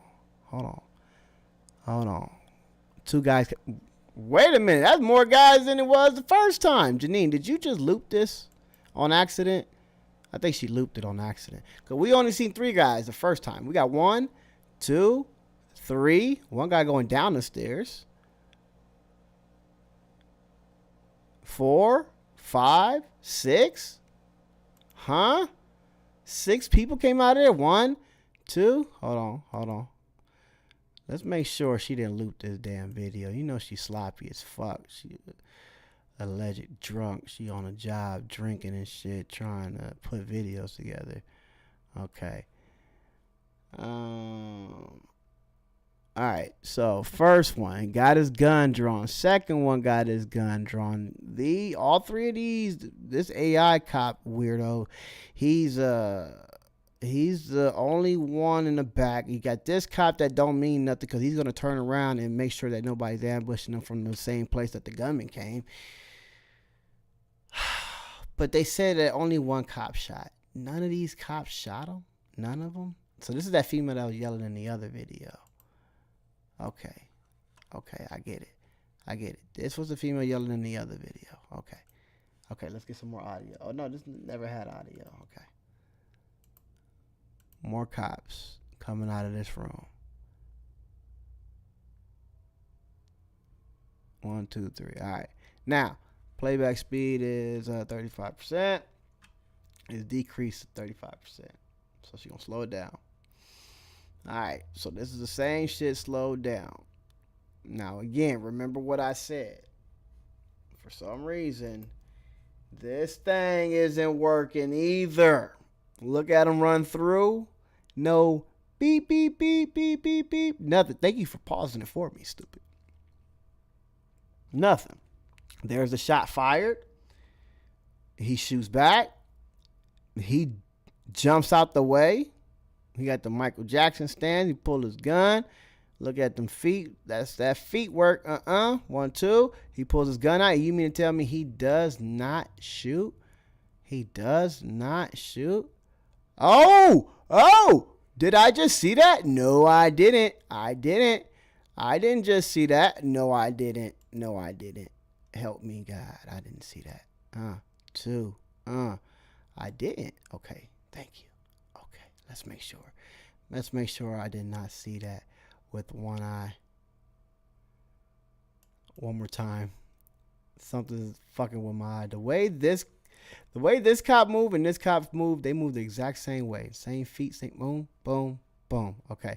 Something's bothering me. I don't want to AI it. But this cop looks like an AI bot to me already. He already does. I know it's not. I'm just saying. Something's just weird to me. Something is weird to me. All these guys coming out the room. I don't know. Everyone keeps asking me how I. Nobody asked you anything. Why are you lying? I just don't know, you guys. It doesn't pass the smell test for me. Because there's no way, as a black man, because that's what they said, he was half black. His mom, she was white, daddy black. There's no way a black man gonna get a shot off on an officer returns fire, and he's down, and the suspect is still running, and nobody else, fuck hit him, nobody else shoots, according to the other Secret Service agent. It's not, I don't believe it. I just don't believe none of it. I think it was staged. Me personally, I don't have the proof yet, but I am going to be following this shit because it just doesn't seem right to me. And it's not far-fetched. No, this country is disgusting. They would do some shit like that. Yeah, they will stage an attack just so they can garner some support for a ballroom or any type of agenda they have drawn up. They will. Yeah, happened before. Is this one of them? We don't know yet. We don't know, but a lot of people are asking questions. We still don't know what's going on with Butler. Nobody want to talk about Butler, the forbidden Butler conversation. Why? We really want to know. Where is the dude that shot him? Where is he? This is Trump. Everybody asking those logical questions like, how is Trump so oblivious to it? Why don't he want to get down to the bottom of it? Why? That's a good question. Trump is the most cockiest, arrogant son of a bitch on planet Earth. He would love to get down to the bottom of why this person tried to kill him and who was this person working with. It almost seemed like that every pundit that got the nerve to say this was the left-wing operation, they said that Trump was shot by a left-winger. I think y'all lying. I think you're lying. For one, I know you're lying because the guy was a registered Republican. He voted for Trump once, but it's all right. I digress. But you don't think Trump would have tried to find out who his hamster was if he was a Democrat? Yes. Trump would have did the coldest investigation on dude, Thomas Crooks. But nothing? Come on, you guys. He ain't no Democrat. If he was, yes, we would know a lot, but we don't. And I think that we're all being played like some fools. They don't care. They ain't about to tell us nothing. We don't have to know. We are the dummies who are here, to just play this out. We have to sit back while they play it out for us. And I think there's going to be an awakening. I think there's going to be an awakening where the community, we're going to fight back. Do I think it's going to be a real fight? No. Do I think there's going to be violence? I don't think so. But I think this is where we get to flex our own power. I'm looking for a specific video that I had queued up. But I think it's time for people to start flexing their power. Not violently, but with their voices. You know, their voices need to be heard. We need to come together because if we are being played like some fools, what are we going to do about it? We're just going to let them play us? We're going to let them lie to us and say, hey, we had an attack over here. We need y'all to side with this side of the story? I don't know. I don't know, you guys. It's not adding up for me. So there was a Piers Morgan interview that I wanted to get into that I forgot to. Hold on real quick because I wanted to do this video live the other day, but I didn't get a chance to, so I'm gonna do it now. It was a hilarious video, hilarious, because we got some grifters out there, and the grifters are now getting called out. And Piers Morgan had a panel with one of my favorite grifters, Officer Coon Tatum. Yes, this guy right here. Oh, sorry, this guy. And for the first time, he was called out for his grifting. And it was beautiful. And I had too much to do. I wanted to cover this video, but I didn't get a chance to. So I'm going to go ahead and do it now. Because this was, I think, old enough for me to go live. Right? YouTube gods. Y'all good? Okay. I think so. And I just want to point out the hypocrisy. I want to point out the problems with, I guess, the political society. Because we're allowed to have these bad actors to just come up here, regurgitate any kind of bullshit talking point that they were emailed this morning, and we don't get to question it. We don't get to call them out. We don't get to discredit these people. They get to have these platforms to get this notoriety to spew whatever bullshit they want to spew, and then they get a following. Even if it's a manufactured following, they get a following. You know, they pay for their subscribers and shit, and then they look important on paper, right? And then they get the chance to be on shows like this and spread their venom. And people have to wonder, who are they? Why are they so important? And who gave them their name? So yes, I want to go into this video because it was kind of funny. I think the two left-wing people held their own. I am not on the left or the right. I think political parties are fucking dumb. I think both of you guys are weird. I think it doesn't matter if your party's on the left or the right. If he's a pedophile, go ahead and disown him. No? But no. For some reason, they're like, oh, but Biden. Oh, but Trump. And it's just weird. But yes, let's go into this video and let me have my piece. Well, let's hear now from my panel. Jack Posobiec, the senior editor at Human Events. Joanne Carducci, the commentator known as JoJo from Jers. Mark Lamont Hill, JoJo, host of Bet News, and former law enforcement, better known as the Officer Tatum, Brandon Tatum. Well, welcome to all of you. As we are about to debate this, Melania Trump has now responded to something that Jimmy Kimmel said on Thursday night about the White House Correspondents' Dinner. So before it happened, Kimmel's quip, if you can put it like that, although I thought it was singularly humorless in the moment and even more so now, was, our First Lady is here. Mrs. Trump, you have the glow like an expectant widow. Now, Melania Trump has now responded. Kimmel, hi. Whoa. Piers, shots fired. Why you call her Clump? We heard you. Nope, that wasn't a slip up. Melania Clump. Now, to be honest with you, I said this on my last stream. I think the joke was funny. I'm sorry. That shit was funny. You have the glow. That's funny. The glow of an expected widow. That's funny as shit. Meaning she's pregnant, right? How? Comedy. And yeah. Sorry, Trump is old as fuck. Y'all call Biden old. And it's fine. He is. He was when he was in the office. It's okay. But to clutch y'all pearls because somebody mentioned the fact that he's old and his wife is young as hell, and she, know that if that time come, all this is hers. I don't know. There's some glow there. But yeah, dark humor people, we found that funny. It's behind ABC because he knows the network will keep running cover to protect him. She's written on X, enough is enough. It's time for ABC to take a stand. Now, Kimmel did this sort of spoofed cutaways of Melania, the president, and the cabinet while telling jokes he would have told if he'd been at the White House Correspondents' Dinner, included the joke about Stephen Miller, saying that Miller was baby Hitler, traveled in time to kill the U.S. Let me start with you, Brandon Tatum. That was funny. I didn't even hear him say. I heard Piers read it, and that shit was funny.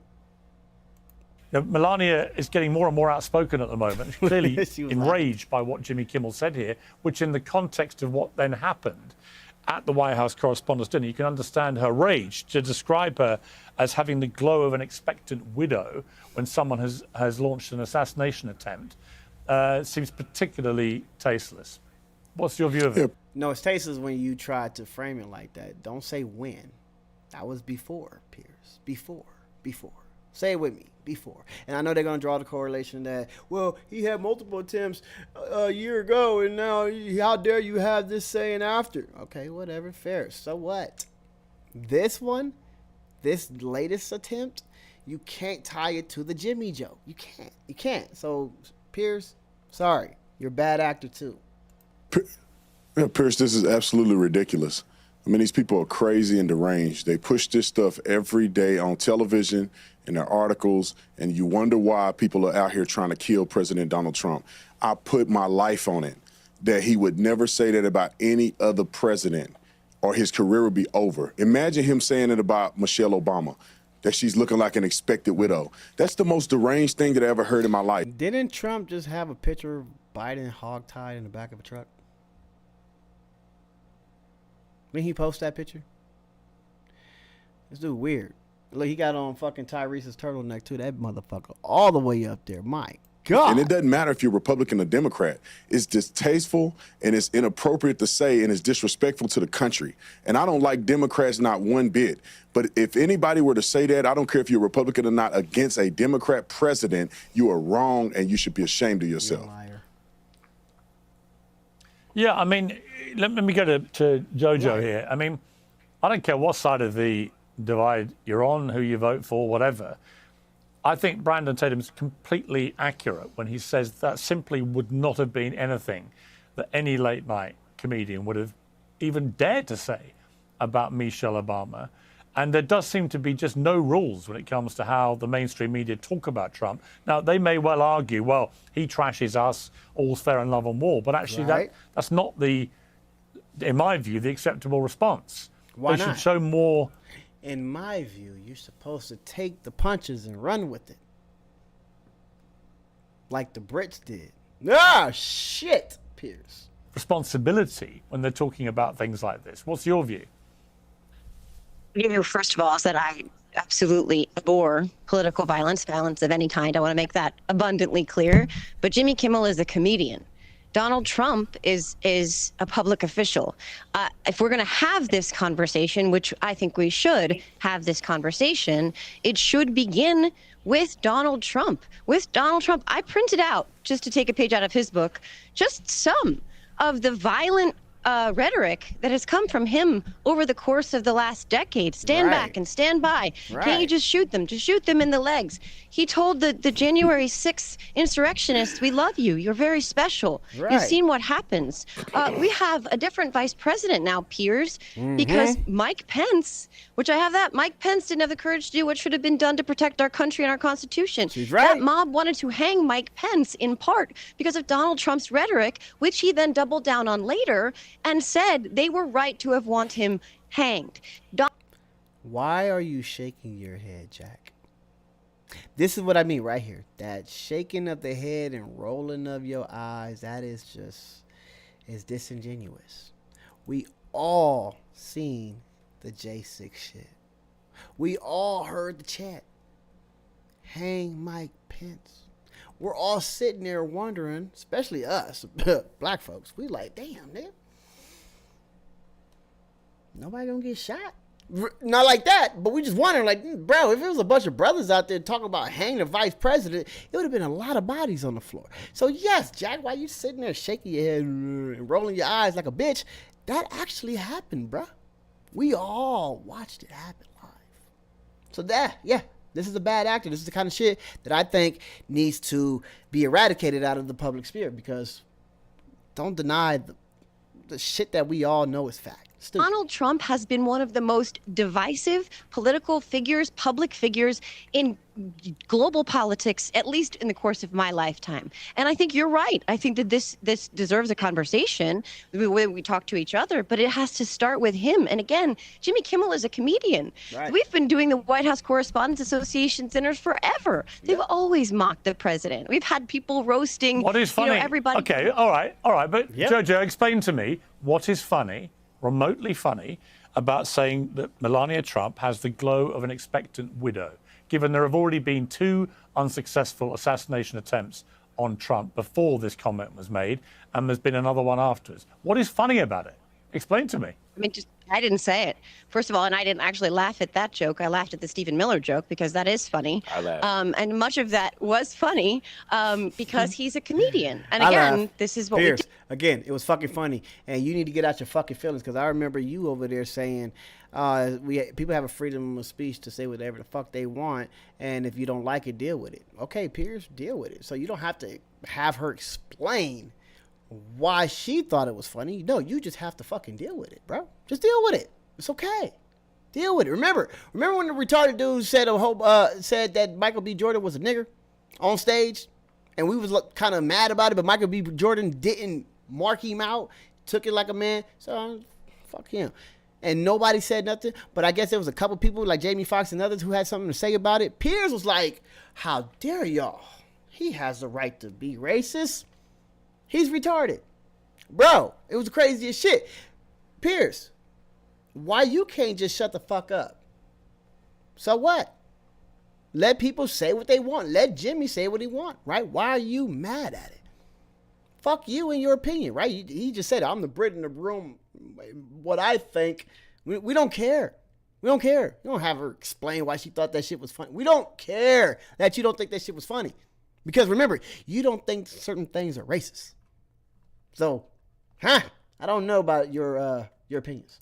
And this is protected speech. Do we have a First Amendment in this country? You don't have to like what he says. You don't have to find it funny. That's your right. It's also her right not to watch his show. This is protected speech in this country. And the fact that she's using her position of power and the leverage that she has as the first lady to threaten a private citizen's job because he said something she didn't like, I think that is a bridge too far. I'm really worried about this slippery slope. I think she has every right to stand up for herself, to speak out for herself, to say she doesn't like what somebody said, but to tell ABC that they need to fire him, again, I think that she needs to focus more on cooling the temperature down from within the White House itself. Just walk across the hall to your melon-hued meal ticket, knock on the door, and ask him to turn down the temperature himself. All right, Jad Posobiec, the problem here is if you look at this twisted manifesto of this latest shooter, Cole Allen, described by people who knew him as a near genius. He was a teacher who'd recently won awards. Everyone seemed to like him and so on. He wasn't a natural red flag person where you'd look at him and think, well, he's got criminal convictions and history of violence or any of that. None of that appeared to be there. Seems to have been a brilliant mind, poisoned, it would appear, by propaganda from the left. I mean, a lot of the language used in his manifesto is the language of the hard left against Trump. And there's no denying that. I mean, I'm not going to say that... His manifesto consists of a lot of shit that Trump did, Pierce.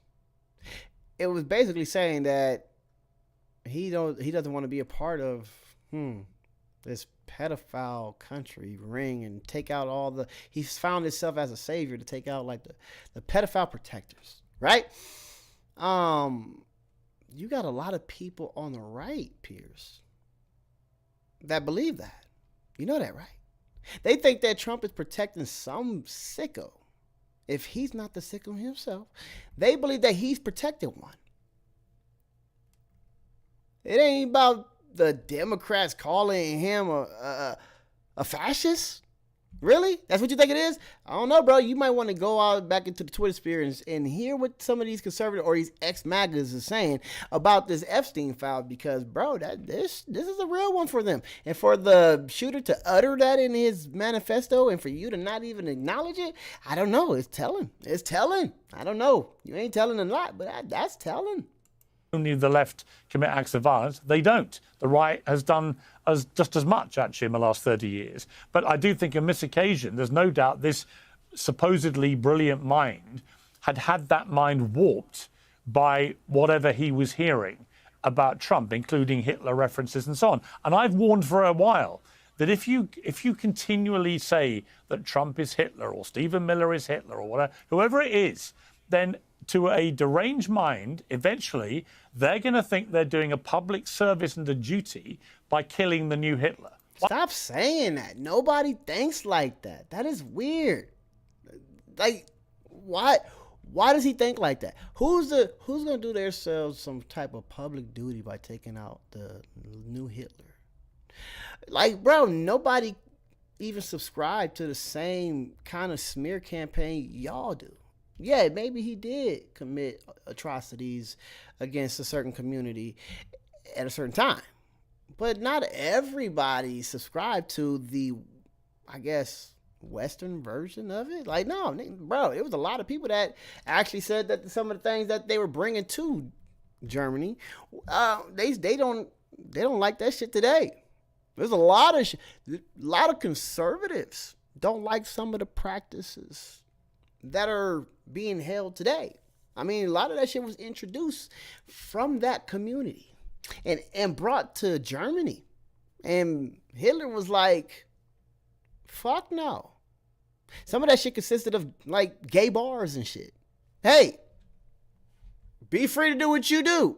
That's you. But when men of Germany was like, hey, bro, this is some weird ass shit. Why we gotta have these motherfuckers right across the street from us doing this bullshit? And then you got the city officials talking about, oh, well, you know, they're students and these kids, they're coming here to learn and educate. And then next thing you know, this communist plan was drawn up, and they wanted to own a lot of land and charge the locals taxes. And there was some people in the military that was like, fuck no. Fuck these commie faggots. Sorry, I didn't say that was what they were saying. And there's a lot of people that resonate with that today in Trump's party. So for you to sit here and be like, oh, somebody, if they hear about the newest Hitler in town, they're going to want to do a public service. Nigga, no. They might want to shake his hand. Sorry, not me. I don't know. Somebody. Shit. Why wouldn't they? So I do think language really matters. So what do you say to people like Jojo who think that the comments of Kimmel about Melania Trump having the glow of an expectant widow, they're just a comedian being a comedian? Yes. Look, Piers, we've been through a spate in the last couple of years of leftist political violence, the likes of which this country has never seen, the United States has never seen. We've seen a murder of Charlie Kirk by a leftist. We've seen Luigi Maggioni. We've seen Thomas Matthew Crooks. By the way, if you put all of those together and look at their academic achievements. I thought the guy that shot Charlie Kirk family was on the right. I swear I could have sworn I heard they were Republicans. But since he had a boyfriend that thought he was a girl, they want to tie him to the left. Sorry, Jack, some of them trannies are in your party too. As well, you can also see that they were very high achievers in their high schools, high on the ACTs, high on the SATs, these college entrance exams, top 1%, top 99th percentile. There's actually a lot of common. I'm sorry, I just noticed this. Look at his setup. Jack, can I blow that up? No, I can't. But look, he got his little ring light. It ain't even a ring light. That's a whole light. God damn. It's like a mini fluorescent just beaming on your face. You look like it's blinding you. Look at the way he's squinting and shit. Like looking at his camera. Then he has his camera, his phone sitting there in landscape mode like a little professional. I got my shit set up and ready to work. But what? Where are you, bro? Why is that so small? This look like, is that the window right there? And you're right there? And What's behind you? Huh. So this glass is reflecting what's in front of him. But is that like a cot up there? Like a mobile home? Like a mobile home? Where a bed is or something? Is that a TV up there? What is this up here? What's going on up here, Jack? Is that like your... I don't know. That is a TV. There's a TV up here in the second floor. And I don't know. He couldn't get no wire hider. Maybe that's to plug the TV up. I don't know.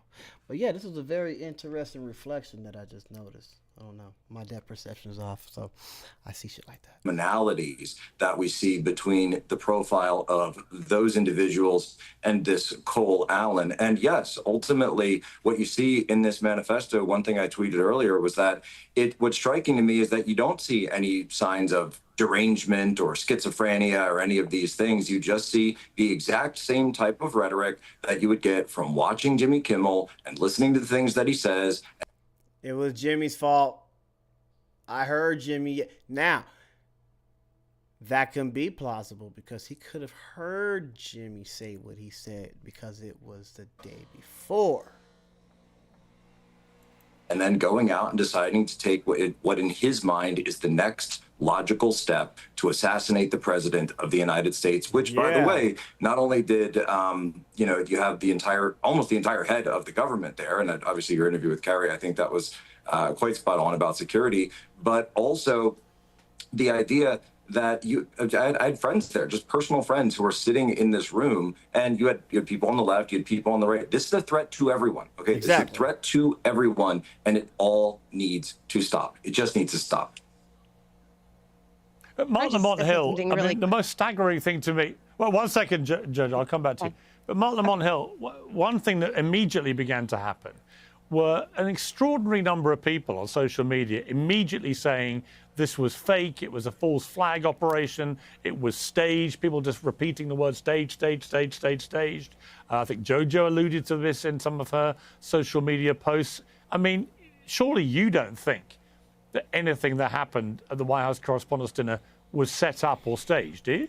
Yes, I do. Me? You asked... Sorry, you didn't ask me? Okay, my bad. I do. I think it was fucking staged. Staged as shit. Sorry. Did you see what was going on? Trump didn't even know shots were fired. They had the fucking magician staring in the camera, trying to keep Trump distracted. Look, abracadabra. It was fucking staged. Who was the guy? Was that Prince Charles? Was that Prince Charles? Standing in the shadow? When fucking we caught that picture of weirdo ass Stephen Miller grabbing his wife's little ass titties. Like, nigga, we seen somebody posted in the back. Everybody's like, who is that? Now that I look at the silhouette. And the motherfucker was here. Sorry, sir. This looks staged. Personally, to me, if you ask me, I gotta go back to that. I think that was Charles.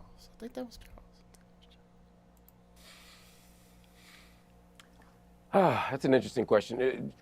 I don't think that it was staged, but I said I don't think it was staged. You really that outraged by that? You don't agree?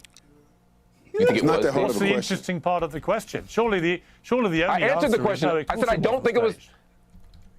I just said I don't think it was staged. That's the only sentence I said. Why are you all responding as if I said the opposite? My only sentence was I do not think it was staged. That's an interesting question. Your first response was that's an interesting question. Because it is an interesting question. I'm complimenting you on the question. You're the one that asked it. If you don't think it's interesting, why would you ask it? Right.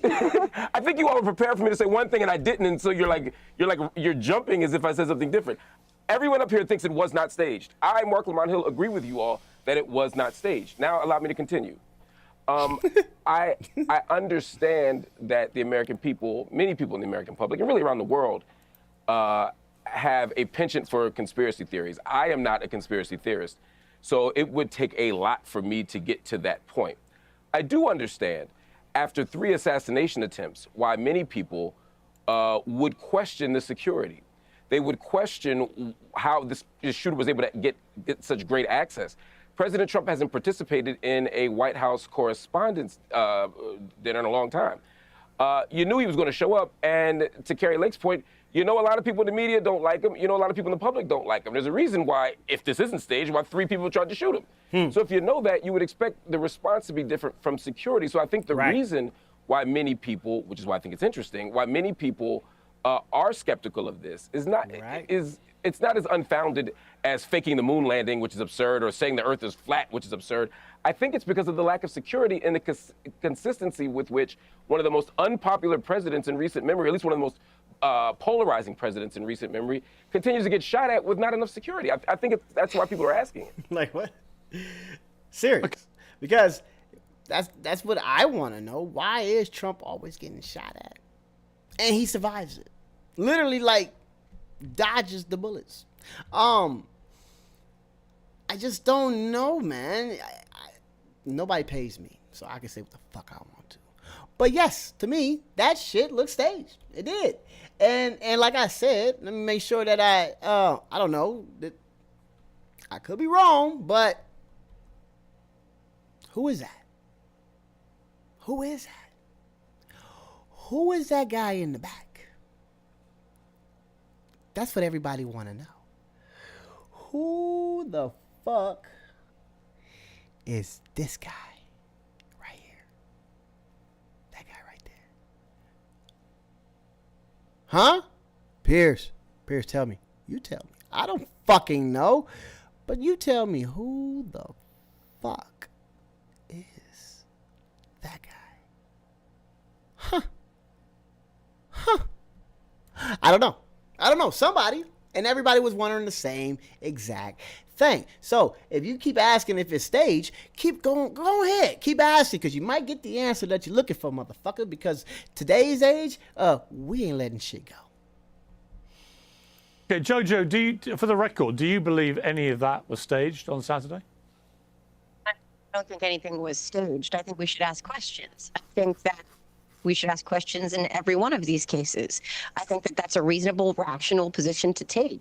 Right. Unfortunately, the commentary really here is, why is it that so many people, not just in this country, but around the world, are saying things like it's staged? I think that that's something that we should be considering. What is it about this person, about this administration, about these breaches in security, about these unanswered questions, of which we have many? I am also not a conspiracy theorist, but we have a lot of unanswered questions, not just about what happened the other day. And also, by the way, Jack, to your point, I was in D.C. and I had friends there as well. I was at the Substack party at the very same time. We went on lockdown. It felt very real and very scary. But I think we should have a conversation about the questions that we have about all of this stuff. I mean, we still don't know. That we didn't get a statement from the actual doctor in Butler.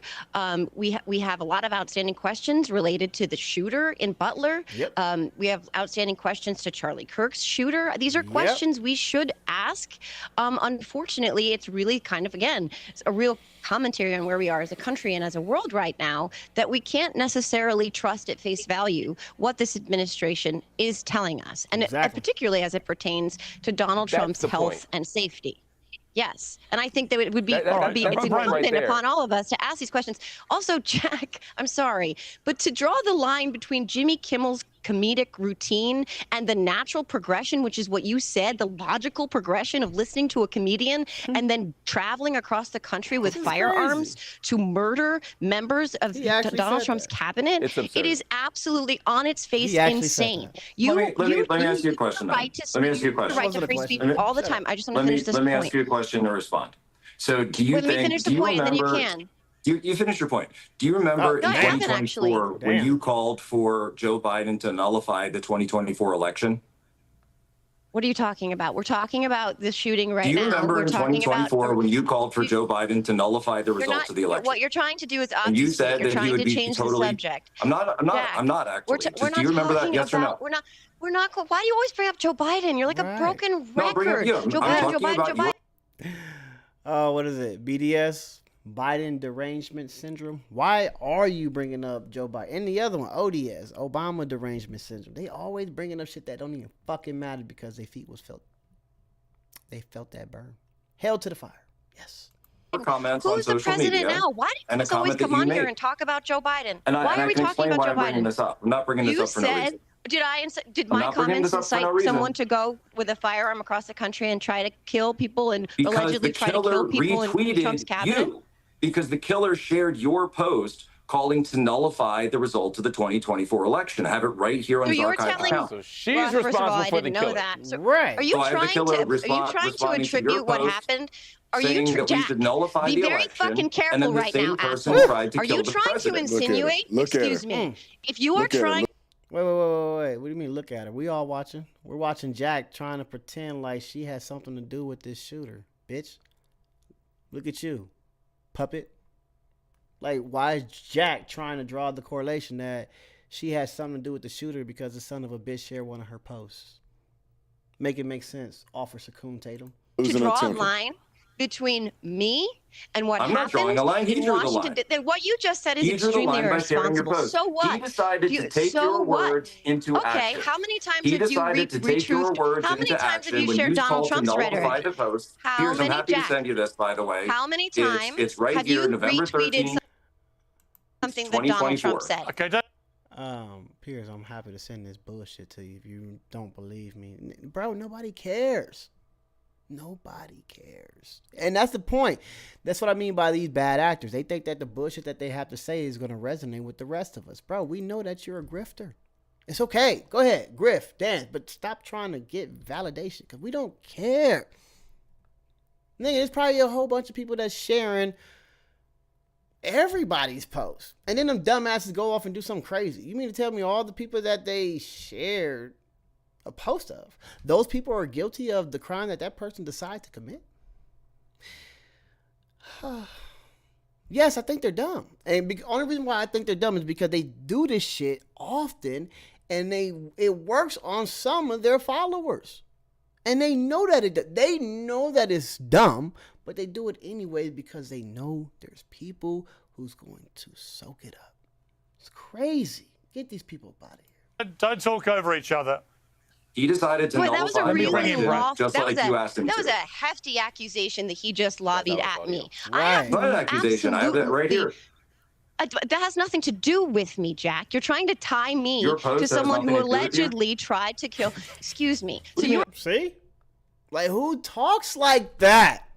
What the fuck is wrong with you? Her post has nothing to do with her? No, stupid. Him sharing her post has nothing to do with her. You know this. You're just trying to get into the dumbass, mushed ass brains of the fucking boomers out there who's 65 years old. It's like, wait a minute. You mean tell me this little innocent white girl was communicating with the shooter on X? Really? It's not, bro. You're foiling. You're doing this shit on purpose. That's why I got you on this cold ass little pause game. Nigga, nobody's listening to that bullshit, Jack.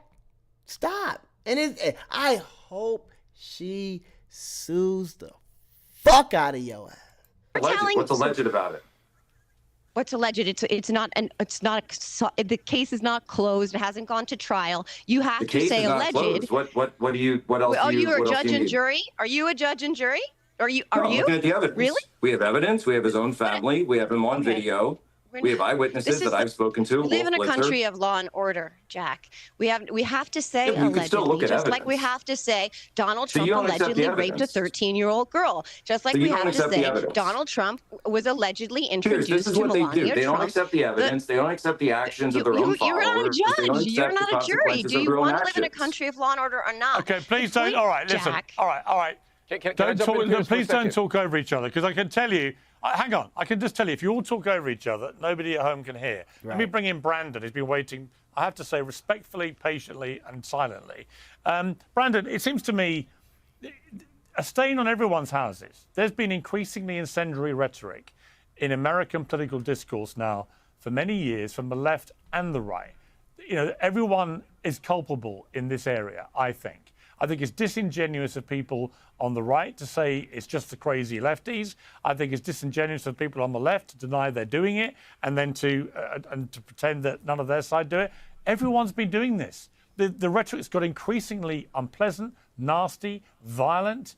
fractious, divisive, polarizing, and inevitably, in a country with over 400 million weapons, firearms, you're going to get unhinged people who take it in their own hands to exact their warped form of justice, which is they think, oh, well, this guy's the new Hitler. I've got to try and kill him. They're all Hitler. They're all Nazis. We've got to kill them.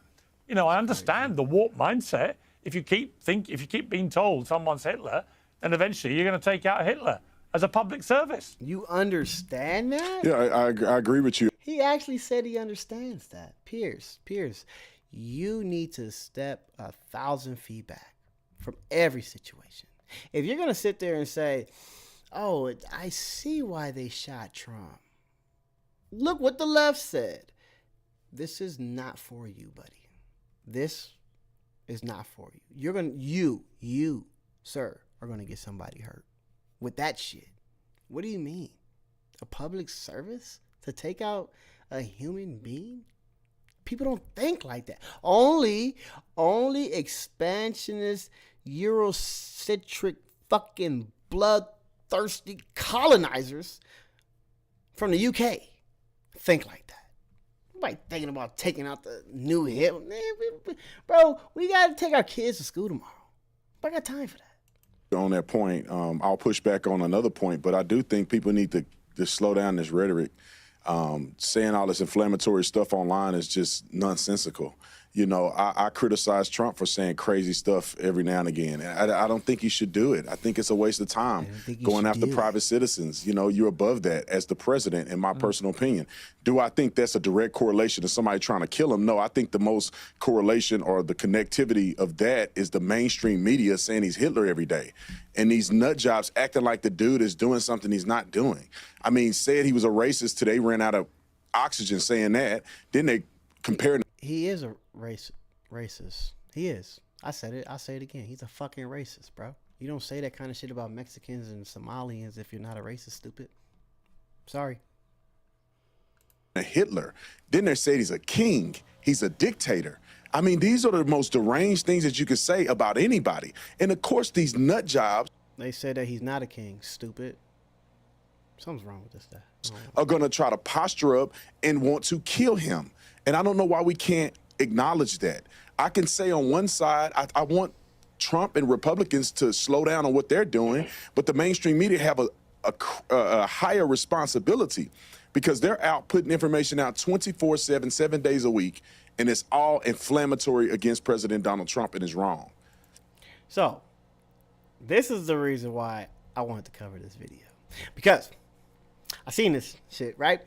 And I was just fuming, yelling at my phone because I don't watch this on TV. And I'm like, what the fuck, bro? Weren't you just talking shit about Ilhan Omar, bro? Didn't you just call the shit that she just went through fake? I'm yelling at that shit. I'm sitting there pissed off that I didn't do a video about it. I'm like, I gotta do this video. But, there's a but. Piers decided, fuck, to call him out on it. Yes. Didn't J.D. Vance? Okay, let me bring in. All right, let me bring in Mark Lamont Hill here. Mark Lamont Hill. There was a part of the interview with 60 Minutes. He'll bring it in a second. Not yet, but he will, and that's when I want to get in on it. It's last night where Donald Trump was told that this shooter had been part of a No Kings event, and Trump linked it to the scandal involving the Southern Poverty Law Center. Let's take a look.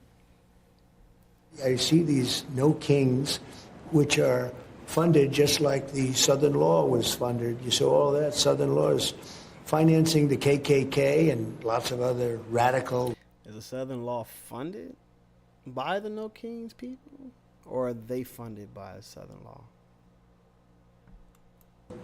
Terrible groups.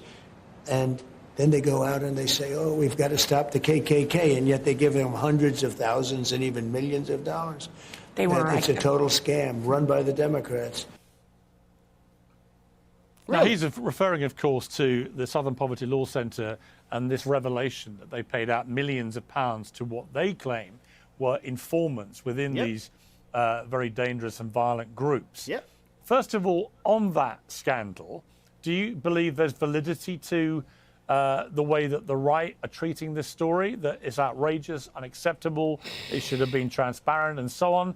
Or do you accept, I guess, what the argument would be the same argument in its defense that people might use about the FBI who pay informants in gangs and so on, or in the mafia, whatever it may be? Do you see that as the same thing, or do you see it as problematic? You guys are dumb. And I don't even know why you're entertaining this, and that's why we laugh at you people, because I guess it's rules for thee and not for me, or some shit like that. Sir, we don't give a fuck. Southern law was. If you want me to answer the question, I would think that they were doing something right. Yeah, you're correct, and so were they. They were creating manufactured races. They were. No way of hiding it, right? And they would take their manufactured races and they would implant them in these little bigoted groups. And then the reason why we get information from these racist groups is because their planted manufactured bigot came back and reported to us what they were doing and saying and planning. So if you're going to sit there and be mad that there was an organization that paid some good old white folks, non-racist white folks, to go in and infiltrate a KKK rally and find out where these people were going, where they were planning, where they were putting different bombs and weapons, why aren't they, like, celebrated? Because you want to spin it. You want to make it seem like they were the cause of this bigotry. Oh, you're a Brit. You think that they funded like a Tommy Robinson type, right? No, that's not what they did. They're the reason why Tommy Robinson got caught being a bigot. And they were going into it like, they would put people in like group chats and shit. Like, these people will be trusted by the bigots. And they would start letting out all their secrets. Next thing you know, we knew what was going on in the group chats. How you think that happened? So yeah, you try to spin it all you want to, but yeah, we're gonna go back into another point I wanted to make. But that Southern law shit, that's funny. That was a funny one. They're trying to make it seem like they're the reason why the KKK exists. I'm not going to pick either or between those options. I think we have to have a more sophisticated answer. I think there should be transparency. Right. I agree with the right that there should be transparency. For example, the SPLC should be saying, hey, we pay informants, right? No one is surprised when the FBI pays a mob informant because we know. So as long as the transparency is there, I don't have an issue with it. Similar. Trump just told everybody, all of us, that they are arming the what was it? The Kurds. They were arming the Kurds of Iraq. They also told us that Mossad was on the ground in Iran with the protesters. So, yeah, just be open, because you see what happened when Trump told us straight up. Nobody gave a fuck about Trump creating terror cells in other countries. Nobody said shit. It was all right, whatever. Give the Kurds the guns. And then we found out they did that already before. Nobody called America a terrorist organization for that. No, they didn't. So yeah, this double standard bullshit of the SPLC, tune it out. Similarly, though, I'm not going to reject the Southern Poverty Law Center's claim that their money goes to informants within the KKK. I don't think they're funding the KKK. I think they're funding informants as a way of dismantling the KKK. Exactly. Now, we can have debates about whether that's the best strategy or not, but I do accept that as a legitimate strategy, even if I don't think it's the best strategy. We should talk through that. Right now, what we need is more transparency. We need a deeper investigation from an outside body to make sure that that is in fact the case. But I don't accept this right-wing narrative that they're funding the KKK. Also, just in response quickly to the other things that were said, first to the Jimmy Kimmel point, I was one of the people that thought the joke was funny. I like dark humor. If that joke had been made after the shooting, I think it would be unacceptable. I think it would be in bad taste, and I would understand why Melania Trump would be calling for Jimmy Kimmel's head or for his job, to be specific. But Mark, it is after shooting. How many more shootings do we need? It's after two other. It's after a shooting attempt on his life. How many more dead? Look at his eyes. Shut up, bitch. Y'all don't give a fuck about no shootings. Y'all don't care about dead bodies. And both of these sons of bitches had George Floyd jokes to make. Don't even listen to these motherfuckers. Mind you, Trump's still alive. So if you want to cry, go cry to your fucking mommy. Ain't nobody care about no conservative tears. These bitches acting like some babies. Go ask Trump for his snotty ass handkerchiefs so you can breathe into it, nigga. Because to be honest with you, you guys are the reason why this kind of environment exists. When y'all were talking shit about Trayvon Martin and Trayvon and all that shit and George Floyd, all this shit, yeah, sorry, people have no give a fuck when it's your people. They just don't. Sorry. He almost got killed. Okay. Actually, if you guys have such a throughout this problem interview, with political violence, can we just hold on, please? I respectfully listen to everyone, and every time I've spoken, I've been interrupted. I just want to make the point, and then you all can respond, and we can have a conversation. My point is, the premise of the joke with Melania Trump is that she doesn't like him, and that he is old, and that he is dying. If that joke had been made to Jill Biden, I would be laughing. Why? Because Joe Biden was old. He was a president. He shouldn't have been in office. He was dying. He was Weekend at Bernie's. We all have the jokes, right? How many times was Joe Biden called Weekend at Bernie's? It was funny because of the premise. That is why I like the joke. I'm not telling you all you have to like the joke. I'm just saying I understand the logic of the joke. The joke wasn't to invite murder. That's all I'm saying. Exactly. And if we want a country that values free speech, we have to hold space for that. As far as the climate here, yes, we do live in a climate that is volatile, and where we say things that lead to action. But every time we criticize Donald Trump for excessive executive orders, and yes, Democrats did it too.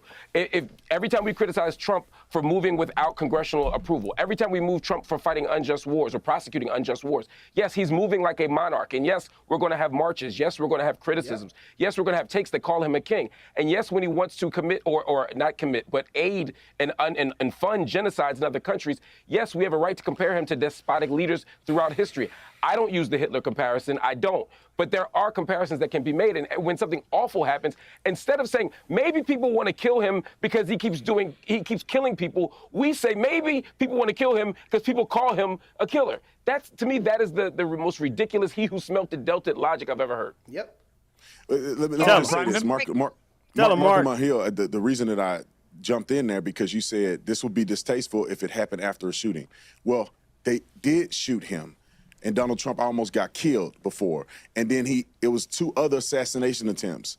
And so when you have assassination attempts that have already occurred, one in which he almost got killed, and somebody jokes about him getting killed, and the interesting thing is a guy tried to kill him the same night.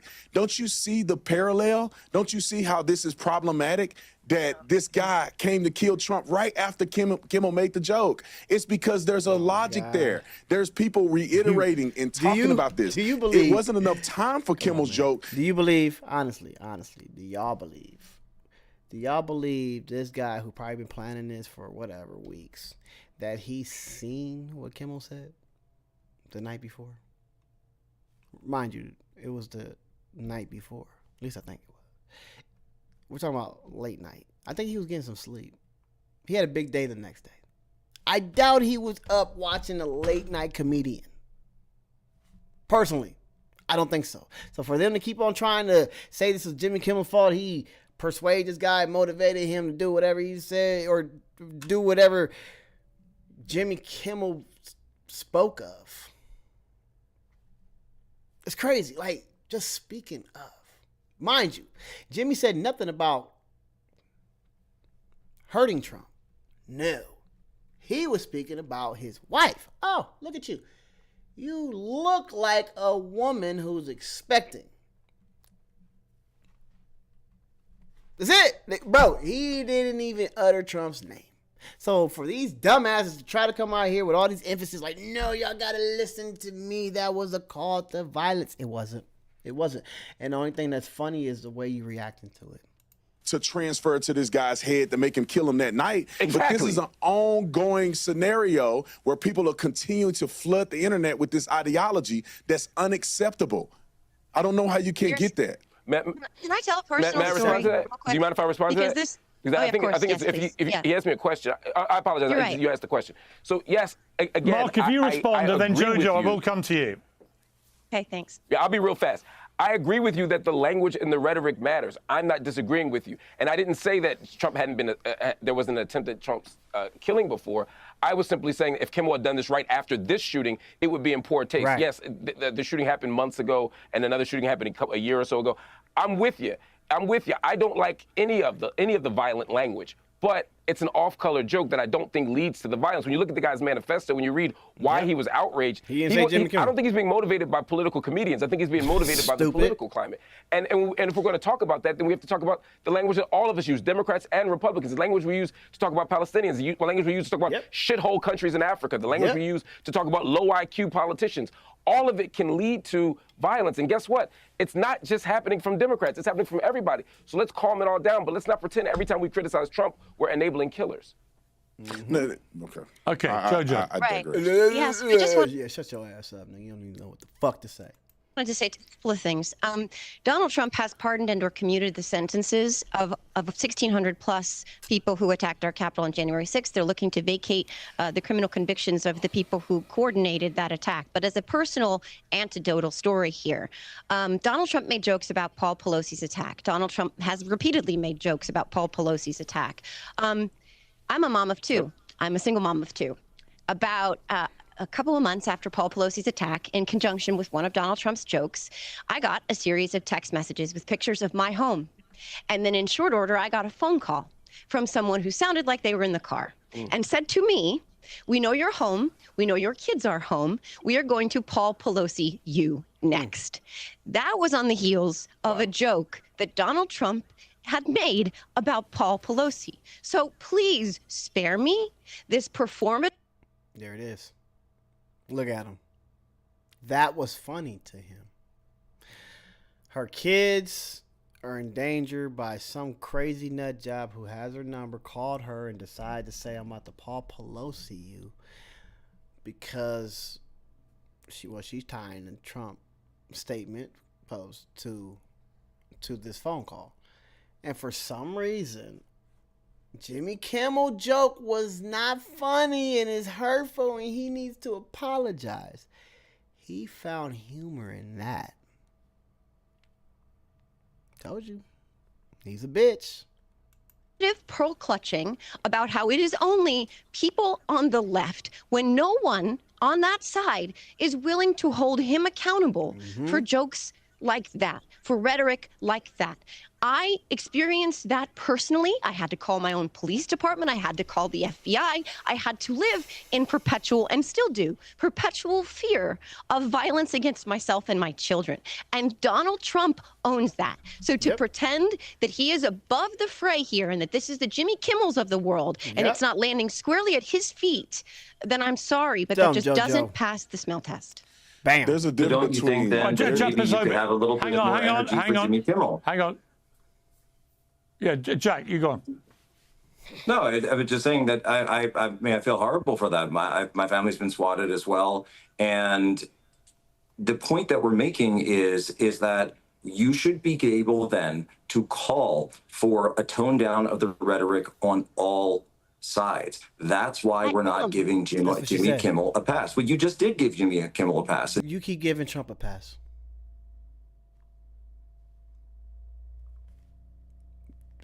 What? Exactly. So shut the fuck up.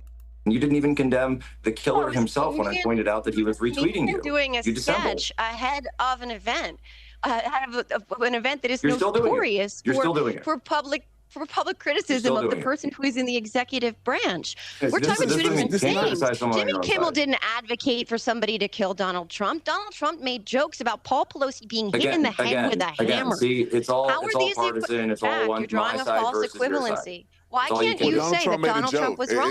Was Trump wrong? Can you saying Jimmy Jack. Kimmel's not wrong, but you saying Donald Trump made a joke. Exactly. Would you You said accept that as a Donald joke? Trump for making a joke, but He's Did you the accept president that of as a the joke? United States of America. He is No, not do a you accept that comedian as a on joke? ABC. No, do you Was accept Donald that as Trump a right? joke?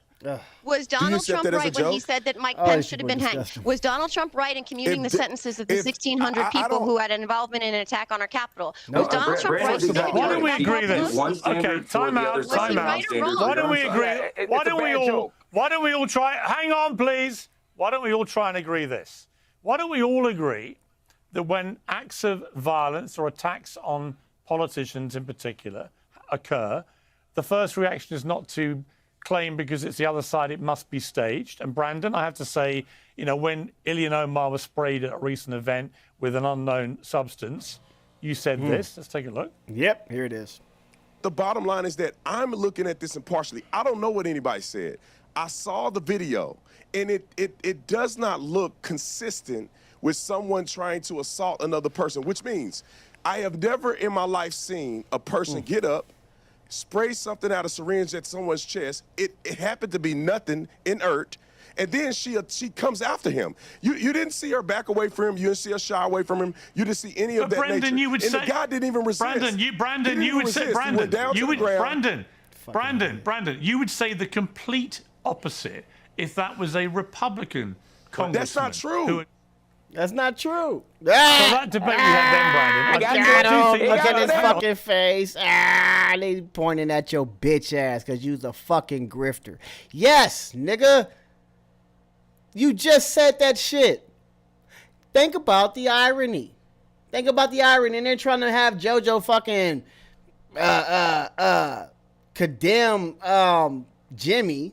And it's like, nah, bro. Jimmy's a comedian. Trump is the president. Trump calls Ilhan Omar all types of shit, left and right. And when somebody decide to attack Ilhan Omar, granted, there was nothing in there. I think it was like apple cider vinegar or something in there. But it didn't fucking matter. All it needed to be was a scare.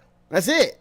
Mind you, people are fucking bitches. Everybody's bitches. I don't give a fuck. You're a bitch, Tatum. The guy who sprayed Ilhan Omar's a bitch. Trump's a bitch. All of y'all are bitches because y'all fucking fiddle around y'all real ideas, but you know you don't want to get hurt your fucking self. You don't want to lose your fans, and the guy who sprayed Ilhan Omar didn't want to get sick on his way to the fucking place holding that fucking toxic ass syringe in his goddamn pocket. So he decided to put some less lethal shit or unlethal shit inside of it. Yeah, you guys' grift is fake. Y'all bitches. Y'all don't really want to go through with the shit you fucking talk about. So yeah, the shit that was in that syringe was not lethal. But did she know that? And for you to sit there and be like, oh, I've studied everybody in the world, and I know when stuff like this happens to you, you don't just go after the person. You actually, you do different things. Bro, you're fucking investigative journalism, anecdote, whatever you think you got going on that's gonna have us believe your way is the way she should have acted. It's not resonating, bitch. And I'm glad they pointed you out like the stupid sucker you are. And I'm so happy Piers Morgan brought that video back. That's what I was talking about. Hang on. Officer down. Hang on. Officer down. Let me handle this, please. Brandon, the point I would make is, as I said then, if it was the other way around, you would say the opposite, and you have. But this happens from everybody. I get loads of people. Pierce. Let's talk about it. Where have you seen me say anything to the contrary that about a Republican or not? You never heard it. There is a clearly it was fake. Do we not know that was fake? He did not squeeze any type of chemical agent on her. Did he or did he not? It was fake. Oh my God. I knew it was fake when I saw it. What do you mean? You said when did I know it? Fake. Because you can see that it's fake. Listen, I have done investigations. Let me explain. I'll let you talk, young lady. Hold on a second. I have done investigations so many times in my career. I've investigated violent crimes. I've looked at surveillance videos. I've done this media stuff for a very long time. When I watch her manner... And you cucking for Israel. Nigga, you's a bitch. You ain't seen shit. What we're saying is, because you're about to prove Piers right, is the fact that your ass didn't call the substance fake. No. You called the act of her being sprayed fake and staged by her. So you can try to muddy the waters and say, no, look, I was right. There was only apple cider vinegar. But everybody's watching you. And we're laughing at you. Ah! You dumb son of a bitch. No. It ain't working for us. So, yeah, go ahead. Let's hear your excuses. Let's go ahead and hear that shit. and behavior, I can tell that it's inconsistent with somebody that's being sprayed by a chemical agent, which she don't know if it's dangerous or not. No one would get sprayed by something and then try to attack the attacker. But here's my point. What do we find out, Pierce? What do we find out, Pierce? What do we find out? I was correct, Brandon. I was correct. Brandon, here's my point. No, you wasn't. It's like a junior high school girl. Like, see, I told you I was right. I was right. No, you weren't. Bro, ew, nigga, shut up. You bother the fuck out of me. These are the people I'm talking about when I say they do not belong. And you know what? No, keep them there. But don't listen to them. Laugh at them. Let them talk. They would tell on themselves. If they keep talking, they would tell on themselves. We all know what you meant by what you said. You thought that Ilhan Omar and dude were friends and they rode up there together. And she knew that he was getting ready to spray her. That's what you meant by fake. You ain't had nothing. You weren't talking about the substance in the syringe, stupid motherfucker. Oh, this nigga's dumb. Here's my point. We didn't find that out. That's your natural reaction. Wait a minute. He admitted that it was not. It was like sugar water. Fine, What? He admitted. He admitted that it was sugar water. No, it was apple cider vinegar, my nigga. And he's actually locked up right now. So you mean to tell me that Ilhan Omar got that dude arrested on some coordinated attack for her with some sugar water? Why is he still in jail if this was staged?